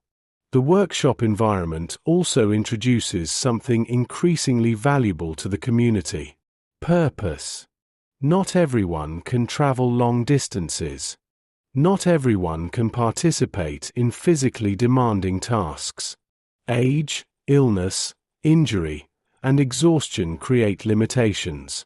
The workshops provide opportunities for contribution beyond those limitations. Skills become forms of service. Experience becomes practical value. People unable to undertake dangerous journeys can still strengthen the sanctuary through careful labor. The emotional effect is significant. Communities function more effectively when members feel useful. The workshop therefore repairs more than equipment. It helps preserve dignity. You begin noticing how often work itself becomes a source of stability. In a world defined by uncertainty, practical tasks offer structure. A person repairing clothing knows what must be accomplished. A carpenter shaping wood can focus upon the immediate problem before him. Such activities do not eliminate fear, but they create spaces where fear no longer dominates every thought. The forest remains dangerous. The war remains close. Yet within the workshop shelters, another atmosphere begins taking shape. One of concentration, of patience, of creation rather than reaction. As snow drifts softly between the trees outside, the sanctuary continues discovering that survival requires more than hiding. It requires maintenance. It requires skill. And increasingly, it requires a hidden economy of labor unfolding beneath the canopy of the forest itself. As winter settles into its longest and quietest weeks, the workshops become some of the busiest places within the sanctuary. The activity is not loud. There are no factory whistles, no engines, no rows of machines operating beneath electric light. Instead, there is the soft rhythm of human labor. The scrape of a knife against wood. The pull of thread through fabric. The careful tapping of a hammer. Sounds small enough to disappear into the broader silence of the forest, yet repeated often enough to become part of the camp's daily atmosphere. You begin to notice that the sanctuary now contains different kinds of time. There is the time of weather, the time of meals, the time of patrols and journeys, and there is workshop time, a slower rhythm measured through repair and completion, a coat requiring several evenings of work, a damaged tool restored over the course of days, a shelter improvement finished before the next snowfall arrives. These tasks encourage patience. Unlike emergencies, they cannot be rushed indefinitely. Materials must be examined. Adjustments must be made. Mistakes must be corrected. The work proceeds according to its own requirements rather than according to fear. This distinction offers a quiet form of relief. For many residents, the workshop becomes one of the few places where attention can rest fully upon something immediate and tangible. Outside, the war remains immense and unpredictable. Inside, a broken buckle presents a problem with a visible solution. A torn sleeve can be repaired. A damaged handle can be replaced. Not every challenge in the sanctuary can be solved. Some can. The value of that reality should not be underestimated. Throughout the camp, practical knowledge continues spreading. People observe one another. Techniques are shared. Young people learn skills from older craftsmen. Individuals who might never have met under ordinary circumstances now spend hours working side by side. The sanctuary's population remains diverse in age, background, and experience, yet common needs create common purpose. The workshop becomes one of the places where this shared purpose is most visible. A repaired boot may eventually be worn by someone the cobbler barely knows. A wooden tool may assist a family living in another section of the camp. A strengthened shelter may protect individuals who arrived only recently. The labor creates connections extending beyond immediate relationships. The community becomes increasingly interdependent. This development marks another stage in the sanctuary's evolution. Earlier, people survived because they happened to occupy the same forest. Now they survive because they are contributing to a system larger than themselves. Food gatherers depend upon repair workers. Repair workers depend upon those who obtain materials. Shelter builders depend upon toolmakers. The network grows more complex as the population grows. Complexity introduces resilience. Not certainty. Resilience. The distinction remains important. Nothing about life in the forest is secure. A harsh storm can damage shelters. A shortage can strain resources. External threats remain ever present. Yet the sanctuary increasingly possesses the ability to absorb difficulties without immediately unraveling. This capacity emerges from countless small acts of maintenance. You watch a carpenter studying a piece of salvaged wood. Under ordinary circumstances, he might have chosen better materials. Here, choices are limited. The wood contains imperfections. It must be shaped carefully to avoid waste. His work reflects a broader principle guiding much of the sanctuary's existence. Use what is available. Preserve what can be preserved. Adapt what cannot be replaced. The Forest Workshop embodies this philosophy more clearly than almost any other part of the camp. Nothing is discarded casually. Materials circulate through multiple lives. A damaged object becomes a source of spare parts. Old fabric strengthens newer fabric. Broken tools contribute pieces to future repairs. Scarcity encourages attentiveness. Attentiveness encourages ingenuity. The cycle repeats. Outside the workshop shelters, winter continues shaping daily existence. Snow deepens. Temperatures fall. Travel grows more demanding. Yet inside, the atmosphere remains steady. Work progresses regardless of weather. Projects continue regardless of conditions beyond the walls. The sanctuary cannot control the season, but it can continue repairing itself. This idea acquires symbolic weight over time. The workshops repair clothing. They repair equipment. In a quieter sense, they help repair the community itself. War is profoundly destructive. It damages homes, relationships, expectations, and identities. The sanctuary cannot reverse these losses. What it can do is create spaces where creation still exists alongside destruction. Spaces where hands build rather than merely endure. Such spaces matter. They remind people that survival involves more than avoiding death. It also involves preserving the habits and values that make life recognizable. The workshops therefore become more than practical facilities hidden among the trees. They become evidence that ordinary human activity remains possible even under extraordinary pressure. Tailoring, carpentry, maintenance, craftsmanship. These tasks connect the sanctuary to a world that existed before the war and to a future that many still hope might exist afterward. The forest remains silent beyond the walls. Snow settles softly upon roofs. Smoke drifts upward and disappears among the branches.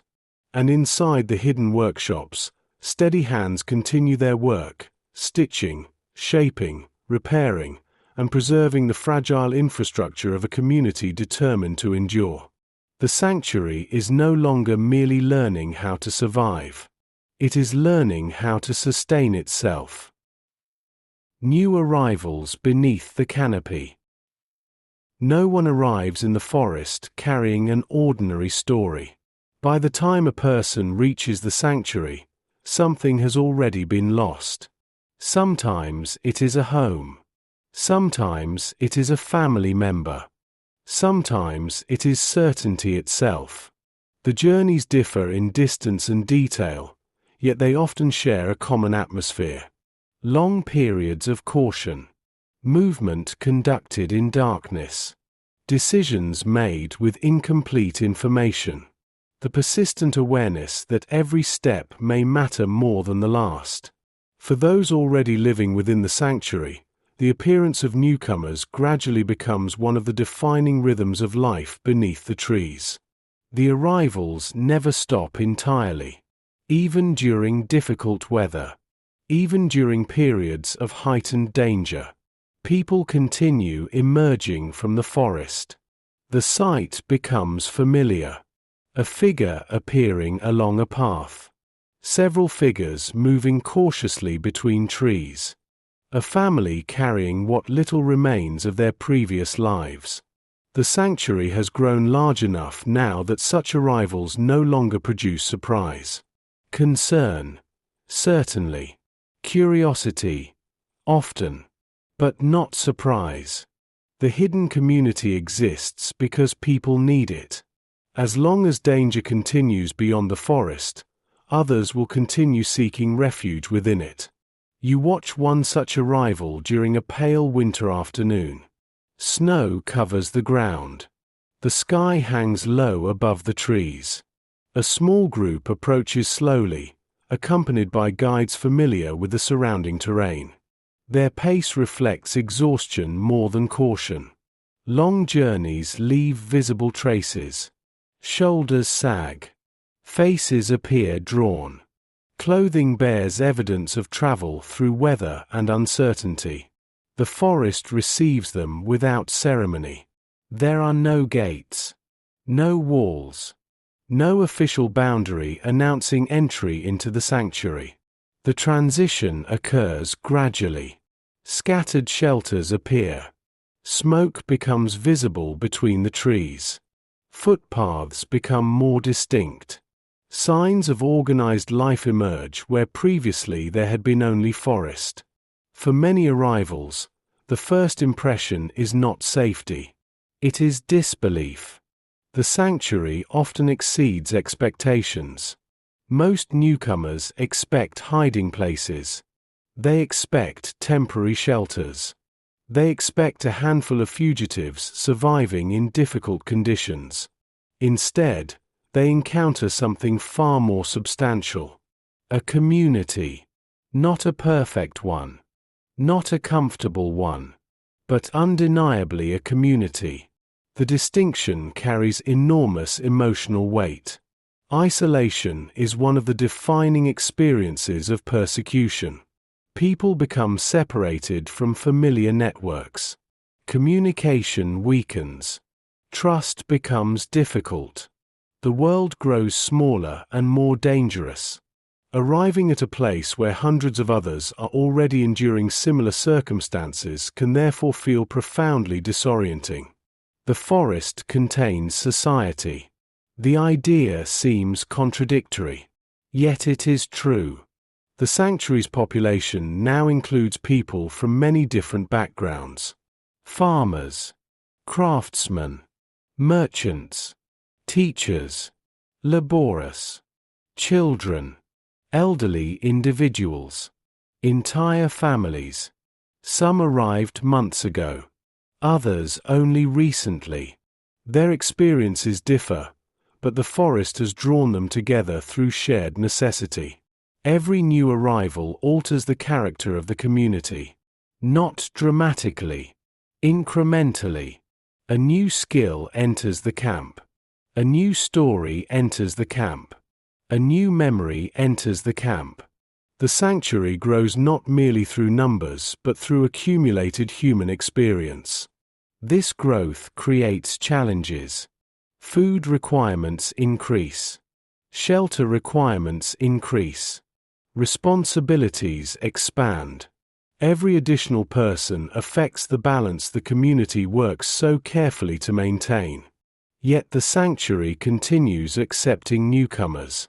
This choice distinguishes it from many other partisan groups operating throughout the region. Military efficiency often favors selectivity. The sanctuary follows a different principle. Protection itself remains central. The implications are enormous. Accepting families means accepting children. Accepting children means accepting additional needs. Accepting the elderly means accepting individuals unable to contribute in the same ways as younger adults. The forest community therefore carries burdens many resistance organizations would consider unsustainable. Yet it continues doing so.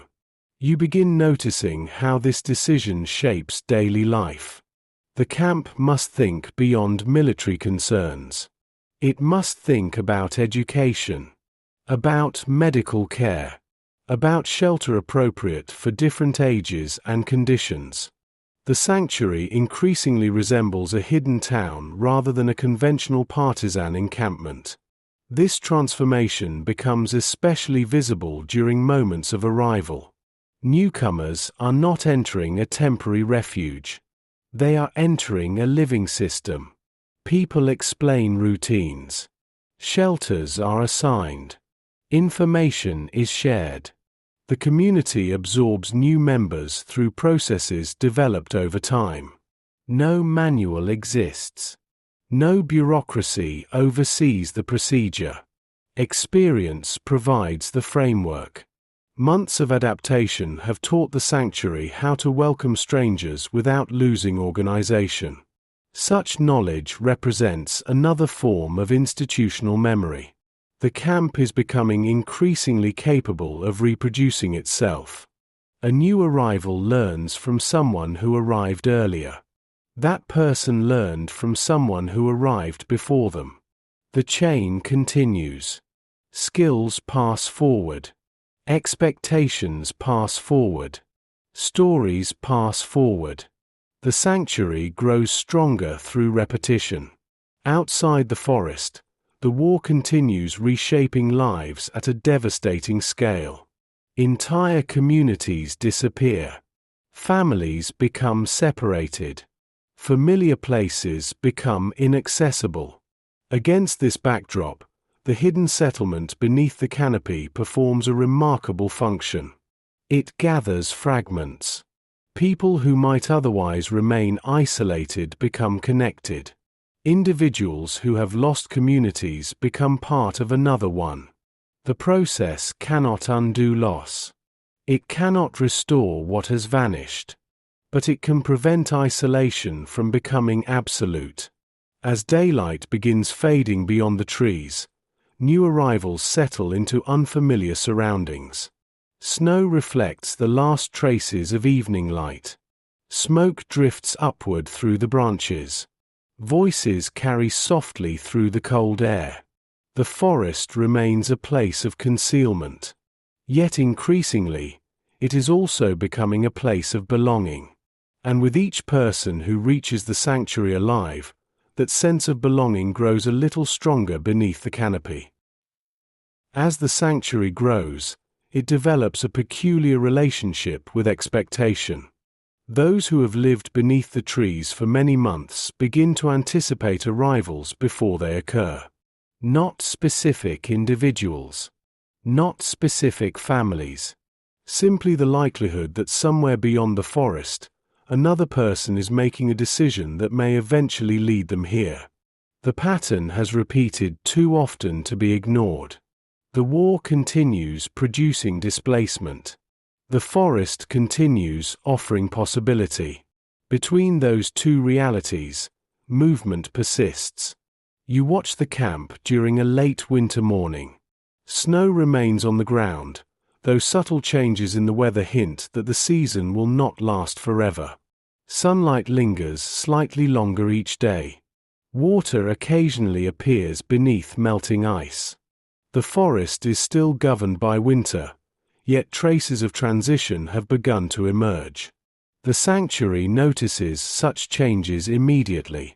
Seasons influence arrivals as much as any military development. Travel conditions improve.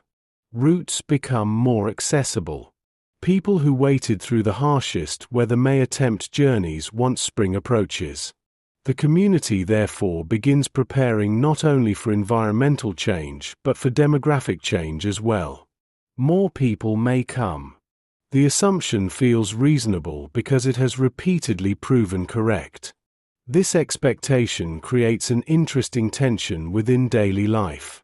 Resources remain limited.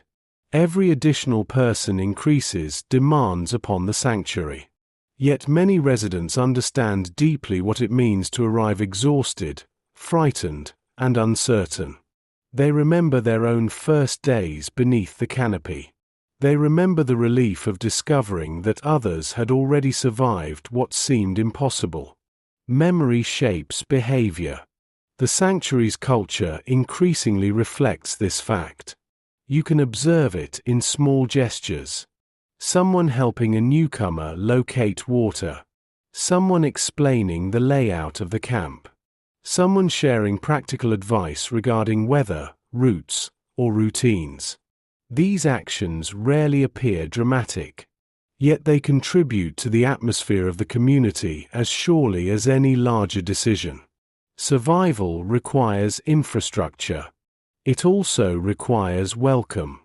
The distinction becomes especially important because many arrivals carry invisible burdens.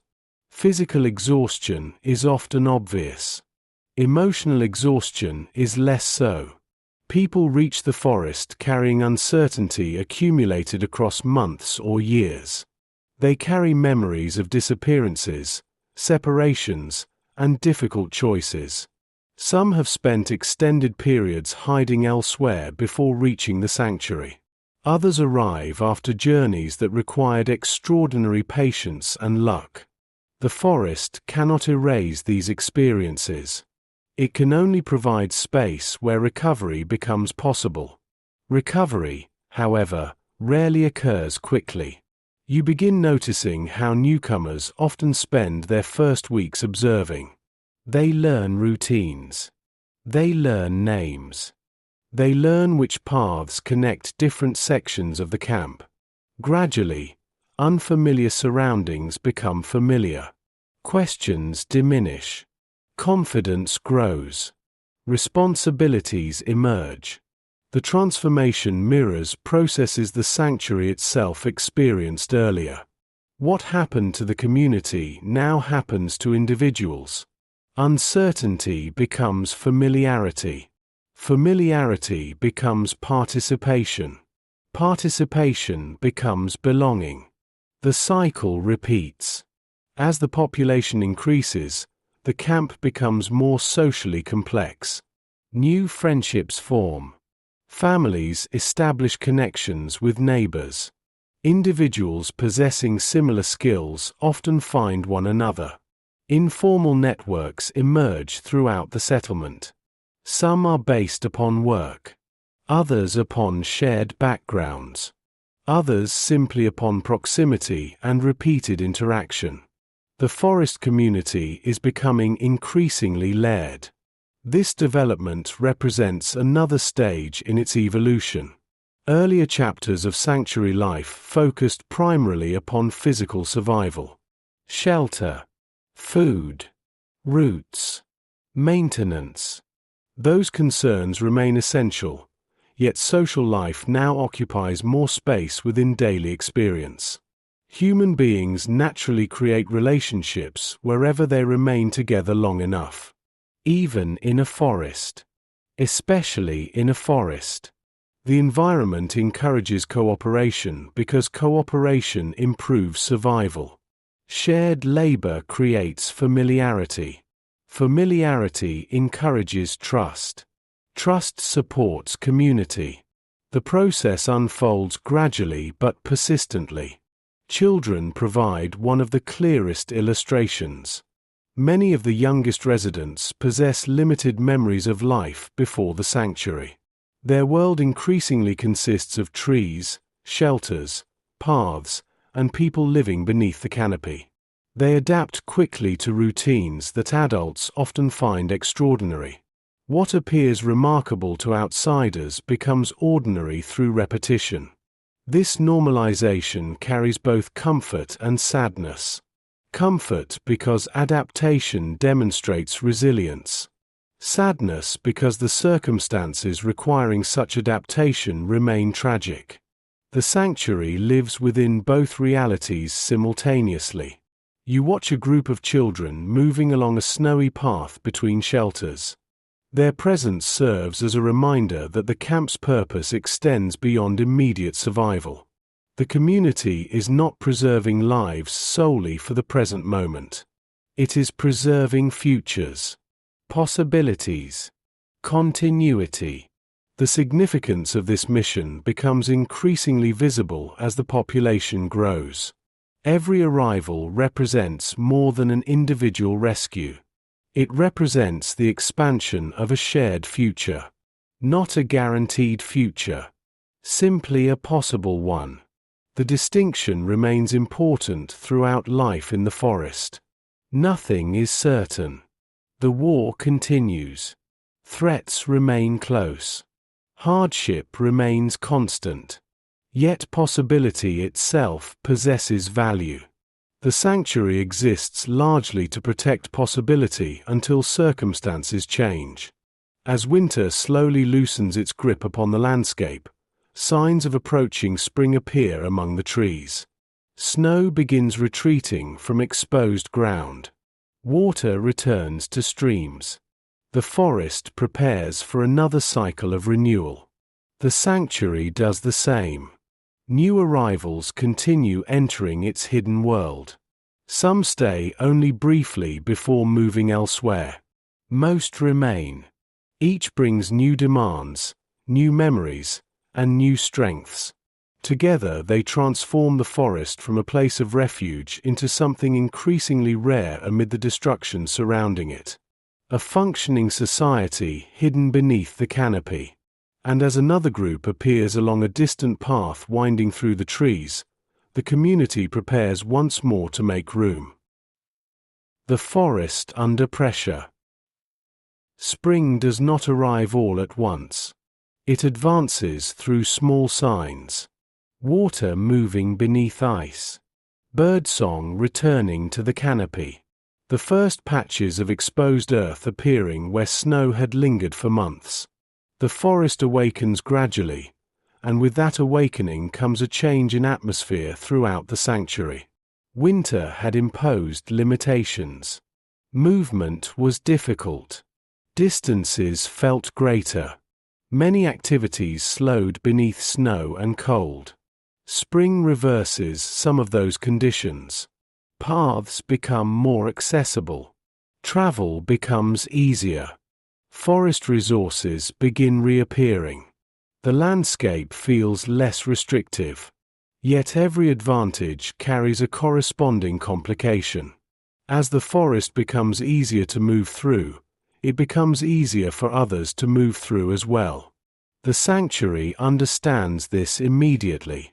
By now, the hidden community has existed long enough to recognize a recurring truth. No period of stability remains permanent. Every solution introduces new challenges. Every adaptation creates fresh vulnerabilities. The forest protects, but it also changes continuously. Survival depends upon changing with it. You watch the camp during an overcast morning shortly after the thaw begins in earnest. Water drips steadily from branches. Mud replaces snow along many of the paths. The air smells different now, carrying hints of wet earth and new growth. The forest feels alive again after the long silence of winter. Activity increases accordingly. People travel more frequently. Supply efforts expand. Communication between different areas becomes easier. The sanctuary appears energetic, almost optimistic. Yet beneath this renewed movement lies a growing awareness of pressure. Not immediate danger. Pressure. A broader, more persistent condition. The community is larger than it was a year earlier. Far larger than during its earliest months. Hundreds of people now depend upon the forest. Hundreds of people generate movement, consume resources, and leave traces of their existence despite every effort at concealment. The sanctuary remains hidden, but maintaining that concealment requires increasing effort. Growth has advantages. Growth also creates visibility. The contradiction becomes impossible to ignore. You begin noticing how often conversations now involve questions of risk. Which routes are being used too frequently? Which areas should be avoided? How much activity can occur without attracting attention? These discussions reveal an important transformation. Earlier, the sanctuary worried primarily about survival. Now it worries about preservation. The distinction matters. A larger community must protect not only individuals but systems. Food networks. Movement routes. Workshop areas. Shelters. Relationships with nearby populations. The forest contains an increasingly complex society, and complexity introduces vulnerability. This reality is not unique to the sanctuary. Throughout history, growing communities have faced similar challenges. Expansion creates strength, yet it also creates new responsibilities. The hidden settlement beneath the trees is experiencing the same process under extraordinary circumstances. Pressure emerges from multiple directions. Resources remain limited. The population continues growing. The surrounding environment remains occupied territory. Each factor influences the others. The result is a form of tension woven quietly into daily life. Most days appear ordinary. People work. People repair. People gather food. People care for families. Yet beneath these routines exists constant awareness that the sanctuary's existence depends upon maintaining a delicate balance. Too much activity may attract notice. Too little activity may undermine survival. The community must navigate between these possibilities. You watch guides returning from journeys beyond the forest. Their reports contribute to the sanctuary's understanding of conditions outside the canopy. Information remains fragmented, but patterns emerge. Occupation policies continue evolving. Military circumstances shift. Local relationships remain complicated. Every development affects decisions made within the camp. The forest does not exist separately from the wider war. It exists within it. This fact becomes increasingly apparent as the sanctuary matures. Earlier, the forest often felt like an alternative world, a place removed from ordinary structures of authority. That perception contained truth, yet it was never complete. The community remains connected to surrounding realities through supply, information, and geography. The wider conflict continues influencing life beneath the trees whether people wish it to or not. Pressure, therefore, accumulates gradually, not through a single crisis, through many smaller demands. More people requiring support, more routes requiring maintenance, more decisions requiring judgment. Leadership becomes more challenging as a result. A small group can rely upon familiarity and improvisation. A community numbering in the hundreds requires coordination. Responsibilities multiply. Consequences become broader. Mistakes affect more people than before. The sanctuary adapts as it always has. Through observation. Through discussion. Through practical adjustment. Yet adaptation itself consumes energy. The hidden society has reached a stage where simply maintaining what already exists requires substantial effort. This realization marks another important shift in the internal life of the camp. The forest is no longer merely a refuge being built. It is a refuge being sustained. The difference is subtle but profound. Building focuses upon creation. Sustaining focuses upon endurance. You can sense this transition everywhere. In the workshops repairing equipment already in use. In the food systems supporting a growing population. In the routes maintained through repeated travel. In the shelters requiring constant care. The sanctuary now spends much of its energy preserving achievements accumulated across previous years. Preservation becomes its own form of labor. As afternoon light filters through fresh spring leaves beginning to emerge among the branches, the forest appears peaceful. Water moves quietly through streams swollen by thaw. Birds cross clearings that months earlier lay buried beneath snow. The landscape projects calm. Yet beneath that calm, the sanctuary feels the weight of its own success. It has grown. It has survived. And because it has survived, it must now protect something larger than any individual. A hidden world beneath the trees. As spring deepens into early summer, the forest becomes denser with every passing week. Leaves spread across branches until much of the sky disappears behind layers of green. Paths that were visible during winter become concealed beneath vegetation. Streams narrow as floodwaters recede. The landscape acquires a richness and vitality absent during the colder months. To an outside observer, the forest might appear stronger than ever. In certain ways, it is. Concealment improves. Movement beneath the canopy becomes more difficult to observe. The sanctuary benefits from these conditions. Yet growth creates its own complications. The forest now contains more life than before. Not only trees and wildlife, but people. Hundreds of people.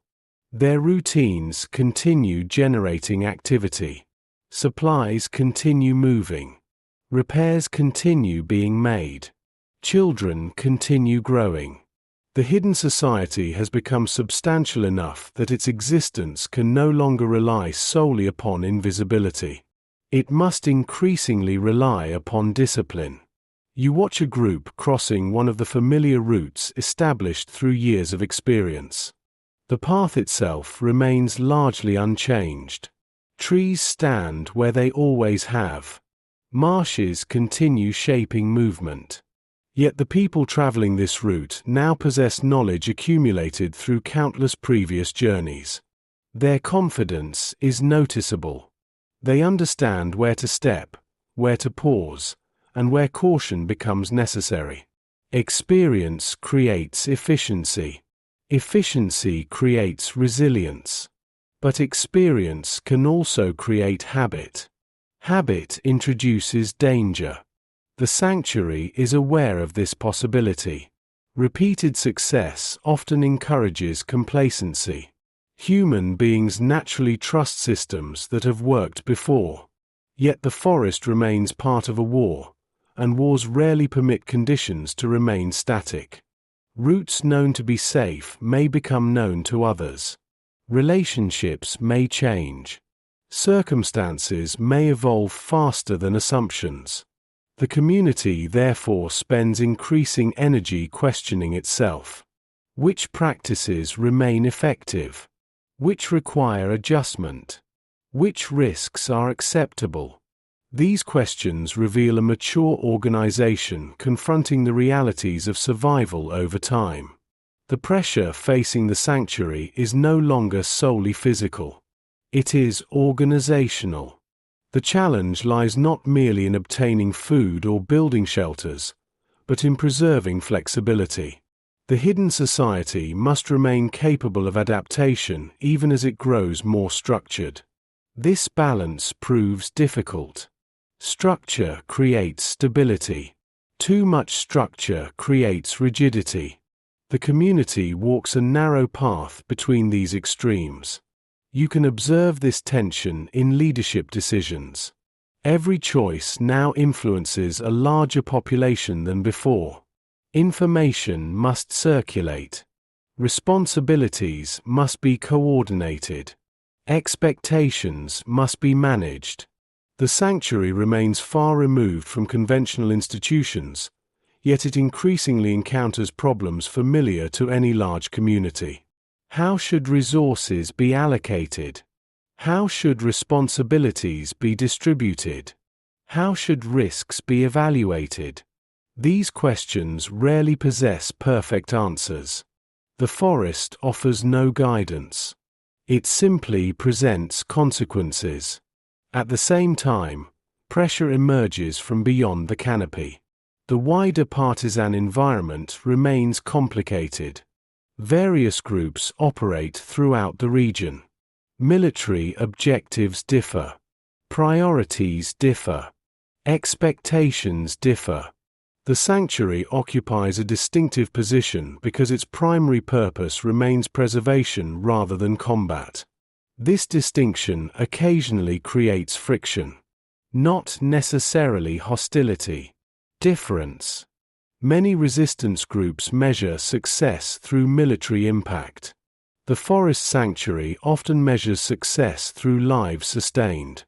Both perspectives exist within the same conflict, yet they lead to different decisions.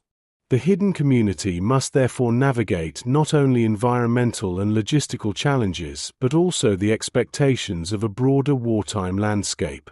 The burden grows heavier as the population increases. Every new arrival reinforces the sanctuary's mission. Every new arrival also expands its responsibilities. The relationship remains inseparable. You begin noticing how frequently the community returns to practical considerations. Grand statements matter less than daily realities. Can food be acquired? Can shelters be maintained? Can routes remain secure? Can families continue living beneath the canopy? The sanctuary's philosophy expresses itself through these questions more clearly than through any speech. Survival remains an action. A repeated one. Day after day. Month after month. The forest has become a place where such repetition acquires meaning. Summer advances. Rain returns in steady cycles. Vegetation thickens. Insects reappear among the trees. Familiar paths grow softer beneath repeated travel. The sanctuary continues functioning through all of it. Meals are prepared. Workshops remain active. Routes remain open. New arrivals continue appearing. The hidden society endures. Yet endurance now carries a different emotional texture than before. Earlier, survival felt uncertain because everything was new. Now survival feels uncertain because there is so much to lose. The sanctuary contains accumulated effort, accumulated relationships, accumulated memory.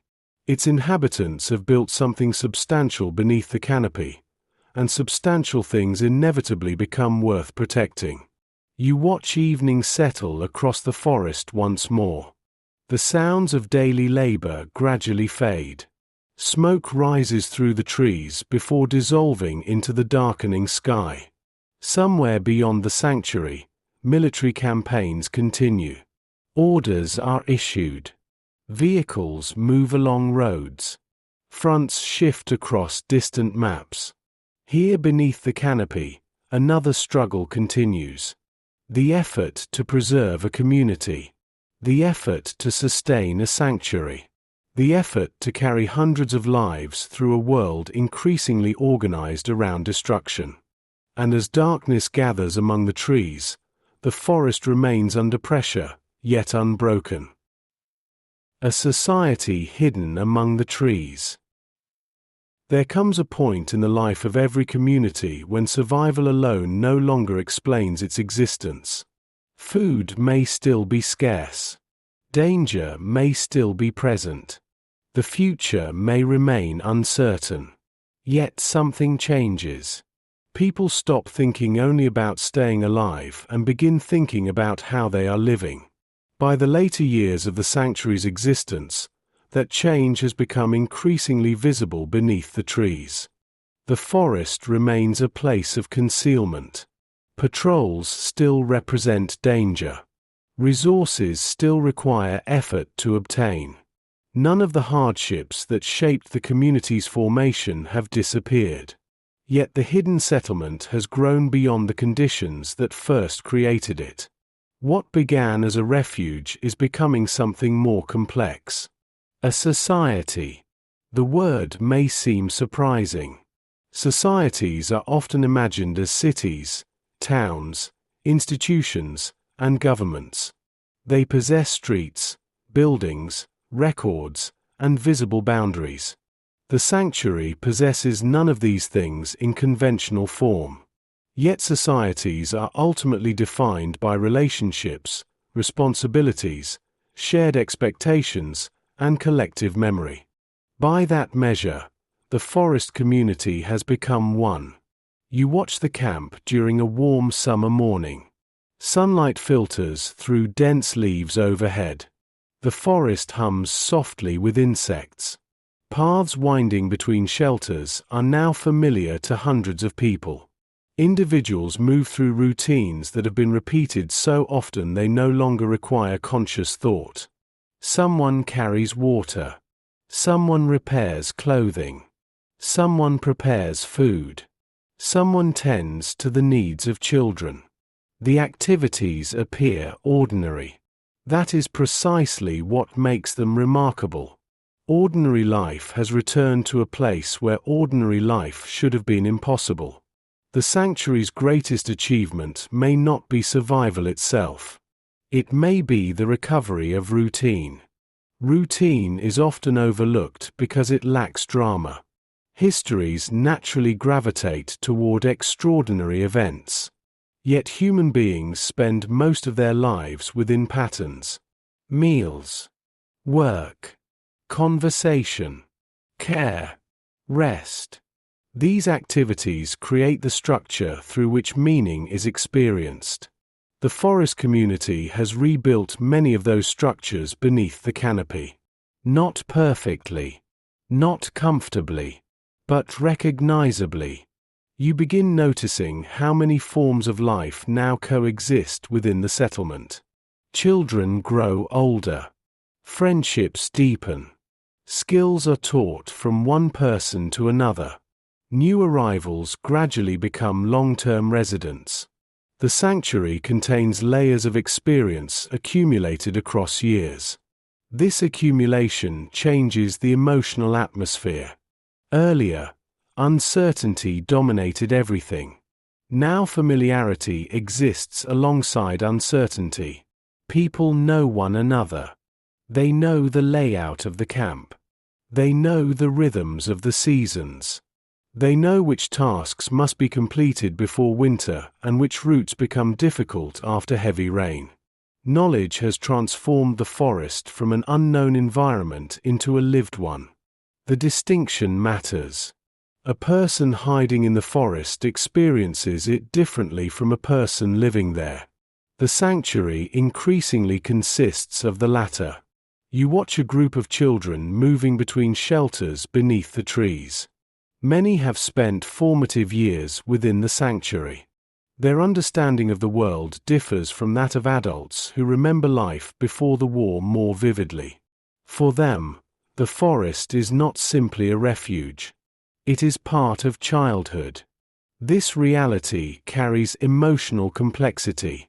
The existence of children within the camp serves as evidence of success. They have survived. They continue growing. They continue learning. At the same time, their presence reminds everyone of what has been lost. The sanctuary constantly balances these two truths: preservation and loss, continuity and disruption, hope and grief. Neither side ever fully disappears. The community learns to carry both. Elsewhere in the camp, adults continue performing work that would appear familiar in countless peaceful villages. Clothing is repaired. Supplies are organized. Meals are prepared. Discussions occur regarding practical concerns. The hidden society has developed enough internal life that entire days can pass without reference to military events beyond the forest. Not because the war has ended. Because ordinary life insists upon continuing.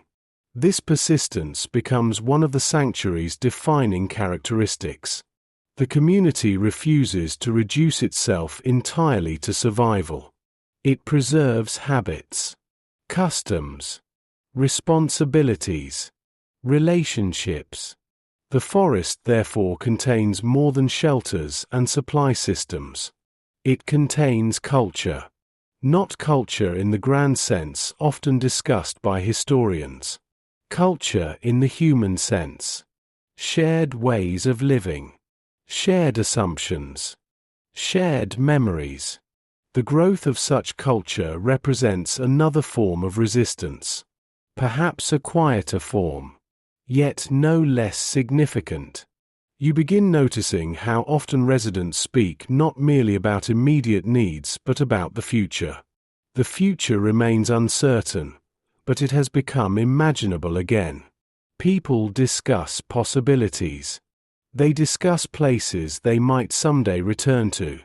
They discuss what life may look like after the war. Such conversations would have seemed impossible during the earliest months of flight and concealment. The sanctuary has created enough stability for imagination to return. That achievement cannot be measured through numbers alone. It exists within conversations, within routines, within expectations, within the simple fact that people continue planning for days they have not yet seen.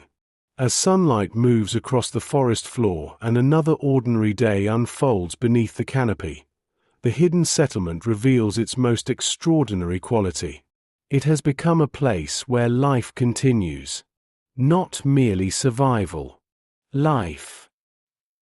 By the time the sanctuary reaches its greatest extent, the forest contains something that would have seemed almost unimaginable during those first uncertain nights beneath the trees.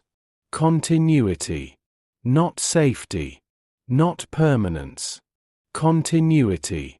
The distinction remains important because the war has not disappeared. Danger still exists beyond the canopy. Supply challenges remain. Loss remains woven into the experience of nearly every resident. Yet despite these realities, daily life continues unfolding with a consistency that would once have seemed impossible. Morning follows morning. Tasks follow tasks. Seasons follow seasons. The sanctuary has survived long enough to develop a history of its own. You watch the camp during the height of summer. The forest appears lush and expansive. Sunlight filters through dense leaves, creating shifting patterns across the paths connecting different sections of the settlement. The sounds of work blend with the sounds of nature until they seem almost inseparable. A hammer strikes wood somewhere beyond a stand of pines. Nearby, water flows quietly through a narrow stream. Voices drift briefly through the trees before fading again. Nothing about the scene resembles conventional images of wartime history. No marching formations. No battlefield maneuvers. No dramatic speeches. Yet the significance is profound. The sanctuary exists. And because it exists, hundreds of people continue living who might otherwise have disappeared. The achievement becomes more remarkable the longer one observes it. Communities are difficult to sustain under ideal conditions. They require cooperation, trust, labor, and adaptability. The sanctuary has attempted all of this while hidden within a forest during one of the most destructive conflicts in modern history. Its success remains imperfect. Its success remains fragile. Yet it is undeniably real. You begin noticing how deeply the camp now depends upon accumulated memory. Individuals remember difficult winters. They remember shortages. They remember successful adaptations. Knowledge acquired years earlier continues influencing present decisions. The sanctuary has become experienced. Experience changes behavior. People no longer react to every challenge as though encountering it for the first time. They compare. They evaluate. They remember.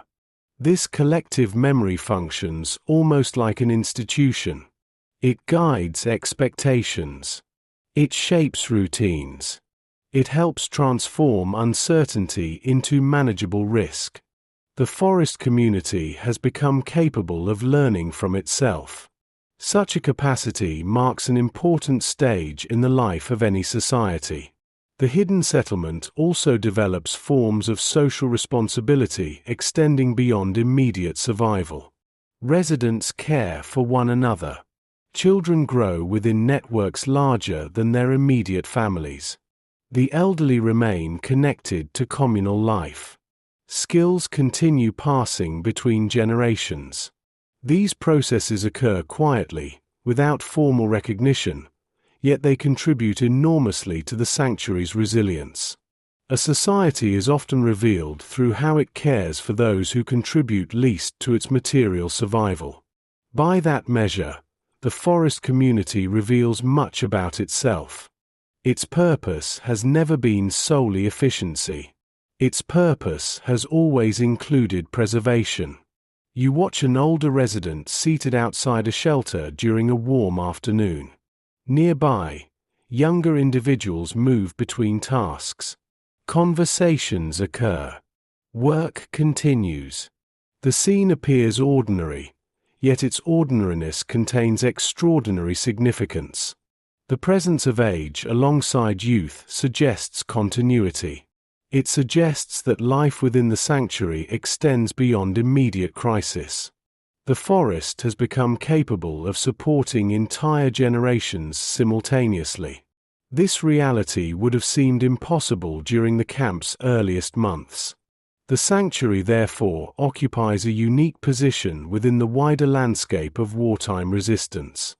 It is neither purely civilian nor purely military, neither village nor camp, neither temporary refuge nor permanent settlement. It exists between categories, shaped by necessity into something unusual. Perhaps that is why it continues feeling difficult to describe. The sanctuary is best understood not through labels but through observation. People working, people learning, people helping, people enduring. The repetition itself becomes meaningful. Outside the forest, the war continues moving toward its eventual conclusion. Military developments increasingly reshape the broader region. Fronts shift. Armies advance. Rumors spread regarding changes occurring beyond the sanctuary's immediate horizon. Residents remain aware of these developments, yet daily life continues demanding attention. Meals must still be prepared. Shelters must still be maintained. Children must still be cared for. The future may be approaching, but the present still requires labor. This coexistence of anticipation and routine creates a distinctive emotional atmosphere. People sense that change may be coming. At the same time, they have lived through enough uncertainty to avoid placing too much trust in rumors. Experience encourages patience. The sanctuary has survived through practical action, not prediction. And so life continues beneath the trees. The forest remains green. The paths remain familiar. The workshops remain active. The community remains intact. For now, that is enough.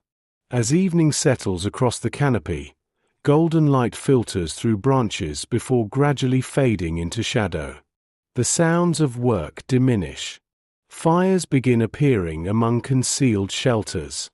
The settlement prepares for another night. A hidden society. A forest sanctuary.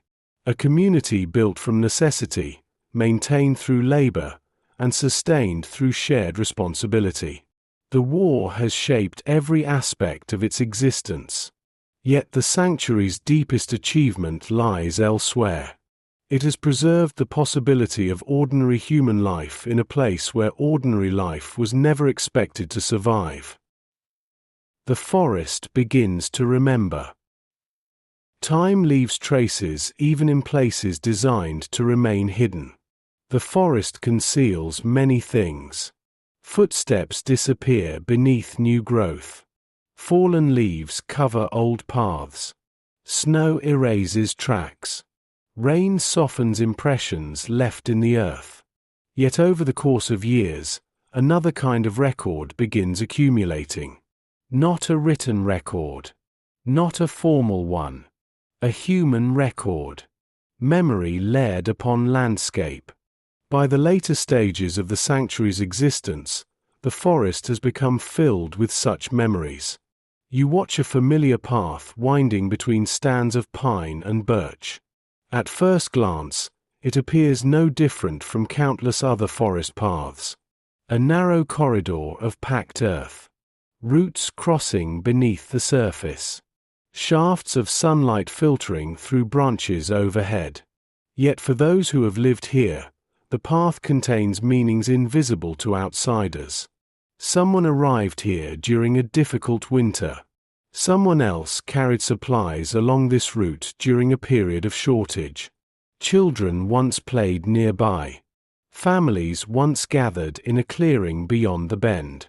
The landscape has become inhabited not only physically but emotionally. The sanctuary now possesses a past. This development changes the way people experience the forest. Earlier generations of residents encountered the woods as uncertainty. Every trail represented possibility mixed with risk. Every shelter represented adaptation. The environment felt temporary because survival itself felt temporary. Years later, many locations possess accumulated significance. Certain clearings become associated with specific events. Certain shelters become remembered long after repairs alter their appearance. Certain routes acquire stories repeated often enough that newcomers learn them as part of community knowledge. The forest is becoming a place of memory. You begin noticing how frequently conversations reference earlier periods. Residents compare present circumstances to previous winters. They recall shortages that were overcome. They discuss individuals who once lived within the camp but have since departed, died, or moved elsewhere. The sanctuary has existed long enough to generate history from within itself. This is an important transformation. Communities become more than collections of people when they develop shared memory. Memory creates continuity. Continuity creates identity. Identity strengthens belonging. The process unfolds quietly but persistently. A newcomer entering the sanctuary now encounters not merely a functioning community but a community with stories. Stories about difficult journeys. Stories about adaptation. Stories about mistakes avoided and lessons learned. These narratives help explain how the settlement came to exist in its current form. The forest therefore serves another purpose beyond shelter and concealment. It becomes an archive. Not an archive of documents. An archive of experience. You watch several older residents sitting together beneath the shade of summer trees. Their conversation moves easily between present concerns and past recollections. They remember periods when food was scarce. They remember the first shelters. They remember individuals who helped shape the sanctuary's growth. Such conversations occur throughout the camp. Memory circulates much like knowledge once circulated. The distinction between memory and instruction gradually begins to blur. A story about an earlier winter contains practical lessons. A recollection of a dangerous route contains useful information. A memory of hardship becomes guidance for future challenges. The community preserves itself through narrative as much as through infrastructure. This development carries emotional significance as well.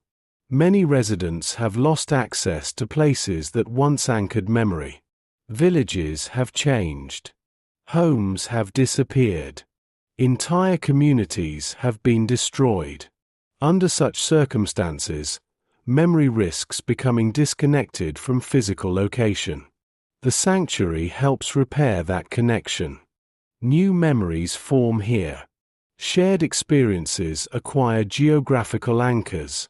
People remember specific places within the forest because important moments occurred there. The woods become more than a refuge. They become part of personal history. You begin sensing how this process affects the atmosphere of the camp. Earlier years were dominated by adaptation and construction. Now reflection occasionally appears alongside action. Not because work has diminished. Work remains constant. Rather because the community has accumulated enough experience to look backward as well as forward. The sanctuary contains depth. Depth created through time. A person walking through the camp sees shelters, workshops, paths, and gathering places. Long-term residents see additional layers. They see earlier versions of those same places. They remember what stood there before. They remember who helped build it. They remember how circumstances once differed. The forest has become layered with invisible history. Every mature community eventually experiences this phenomenon. The sanctuary is no exception. Outside the canopy, military events continue reshaping the broader war. News arrives periodically. Rumors circulate. The future remains uncertain. Yet within the settlement, another process unfolds simultaneously. The hidden society is developing a relationship with its own past. This relationship strengthens resilience. People who remember previous hardships often face new ones differently. People who recall successful adaptation tend to believe adaptation remains possible. Memory becomes a resource. Not a material resource. A human one. As afternoon sunlight drifts across familiar paths and shelters, the sanctuary continues moving through another ordinary day. Meals are prepared. Repairs are completed. Conversations unfold. Life proceeds much as it has for months. Yet beneath these routines lies something new. The forest is no longer merely containing the community. It is beginning to remember it. As the war gradually shifts beyond the horizon of the sanctuary, the hidden community finds itself living in an unusual state between endurance and anticipation. For years, survival has required attention to immediate realities. Food, shelter, movement, weather. These concerns have shaped every season beneath the canopy. Yet now, alongside those familiar demands, another presence begins appearing within conversations and reflections. The possibility of an afterward. Not certainty. Possibility. The distinction remains important because uncertainty still surrounds the forest. Rumors arrive before facts. Reports travel unevenly. News changes as it moves between people and places. No one living within the sanctuary can see the entire shape of the war.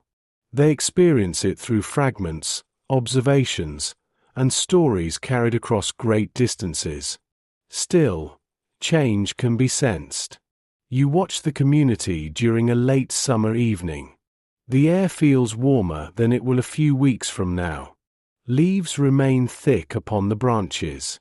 Light lingers gently among the trees before fading into twilight. The forest appears calm, almost timeless. Yet the people living beneath it know that time has been moving all along. Children have grown. Seasons have passed. The sanctuary has expanded and matured. What once seemed temporary has endured far longer than anyone originally imagined. This realization encourages reflection. You begin noticing how often residents discuss the earliest days of the community. The conversations are not nostalgic in the conventional sense. Few people wish to relive those difficult months. Rather, they are attempting to understand distance, to measure how far the sanctuary has traveled without ever truly leaving the forest. The comparison is striking. The first shelters beneath the pines. The first uncertain meals. The first routes through marshes. The first arrivals. All of these moments now belong to the camp's collective memory. The sanctuary has become old enough to possess generations of experience. Not generations measured through decades. Generations measured through stages of survival. Those who arrived earliest remember a different forest than those who arrived later. The physical landscape remains largely unchanged, yet the emotional landscape has transformed repeatedly. Places once associated with fear now feel familiar. Locations once considered temporary have become enduring features of daily life. Memory reshapes geography. The forest demonstrates this quietly. A clearing becomes important because people remember gathering there. A path becomes meaningful because countless journeys passed along it. A workshop acquires significance because years of labor occurred within its walls. Human beings leave traces even when trying to remain invisible. The sanctuary is filled with such traces. You watch a young resident walking through an area of the camp that existed long before their arrival. For them, the place simply exists. For an older resident nearby, the same location contains years of accumulated memory. Both perceptions are valid. Together they reveal how communities experience time. The forest now contains overlapping histories. Past and present coexist beneath the canopy. This realization carries emotional weight because so many other histories have been interrupted. Throughout the war, countless communities were destroyed before they could preserve their stories. Families were scattered. Traditions were broken. Entire worlds disappeared. The sanctuary cannot reverse those losses. What it can do is continue existing. Existence itself becomes an act of preservation. Every day the community remains alive, another day of memory is saved from disappearance. This idea helps explain why routine retains such importance. Outsiders might see only ordinary tasks: cooking, repairing, walking familiar routes.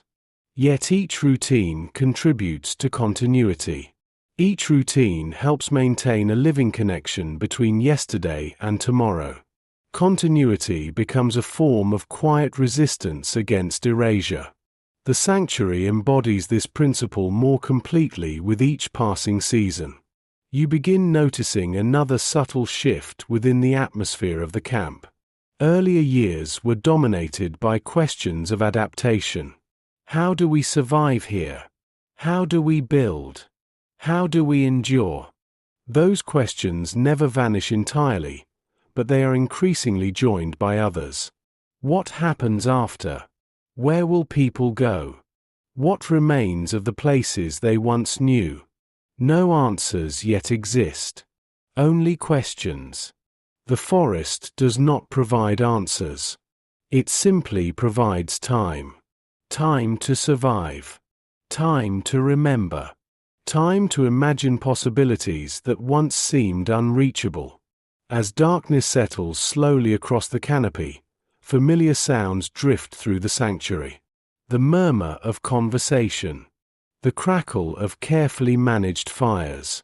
Footsteps moving along paths walked thousands of times before. These sounds have become part of the forest itself. The community has lived here long enough that its rhythms now feel inseparable from the landscape. The forest remembers. The people remember. And together they carry forward a shared history created not through conquest or victory, but through persistence. A history written quietly beneath the trees. The forest remains.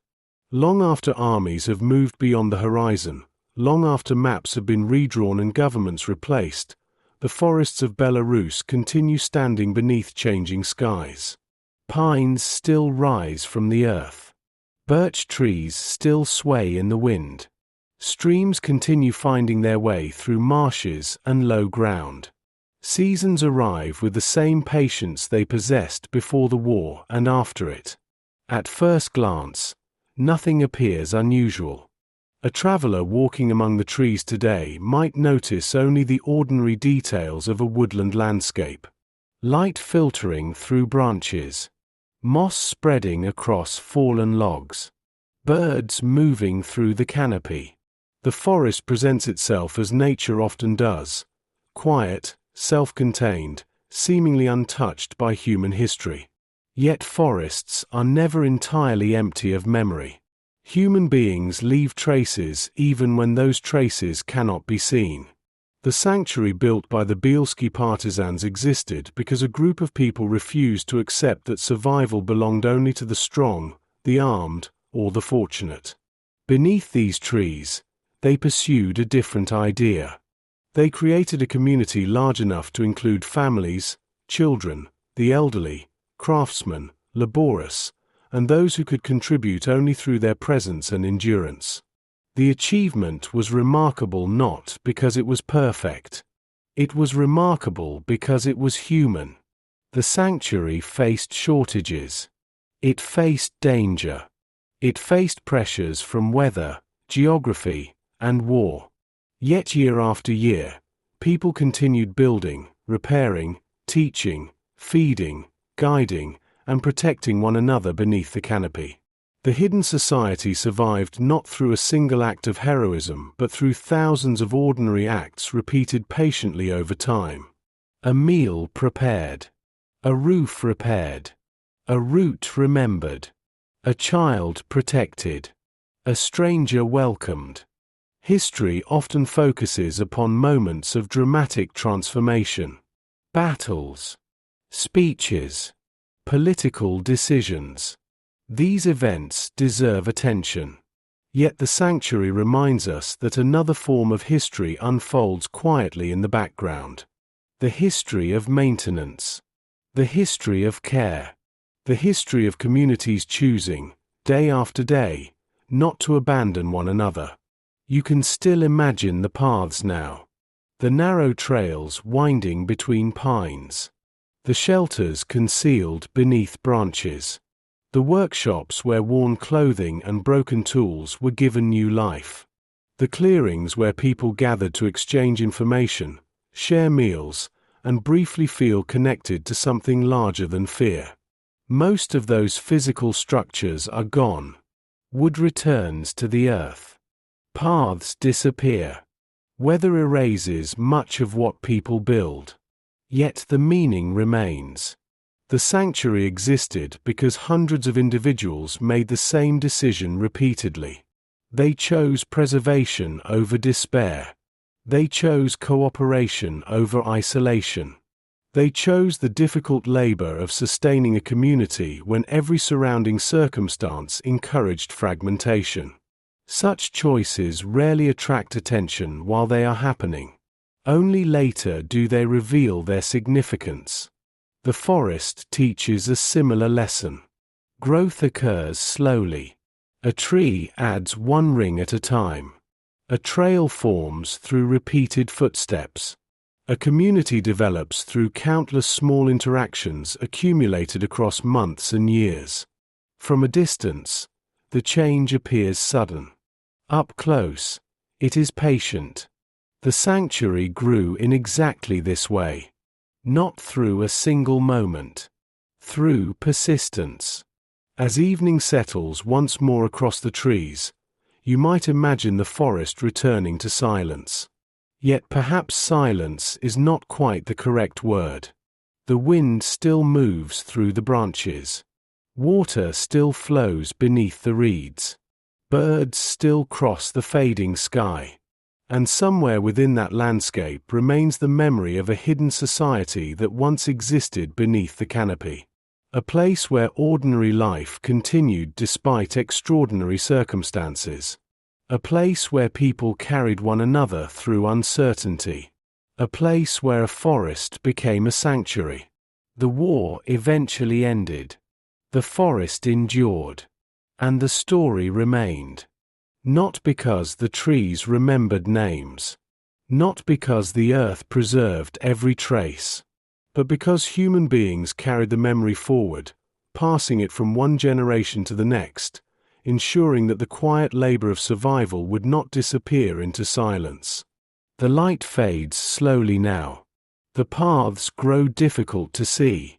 The forest settles into evening. And somewhere among the shadows, the idea at the heart of the sanctuary still lingers.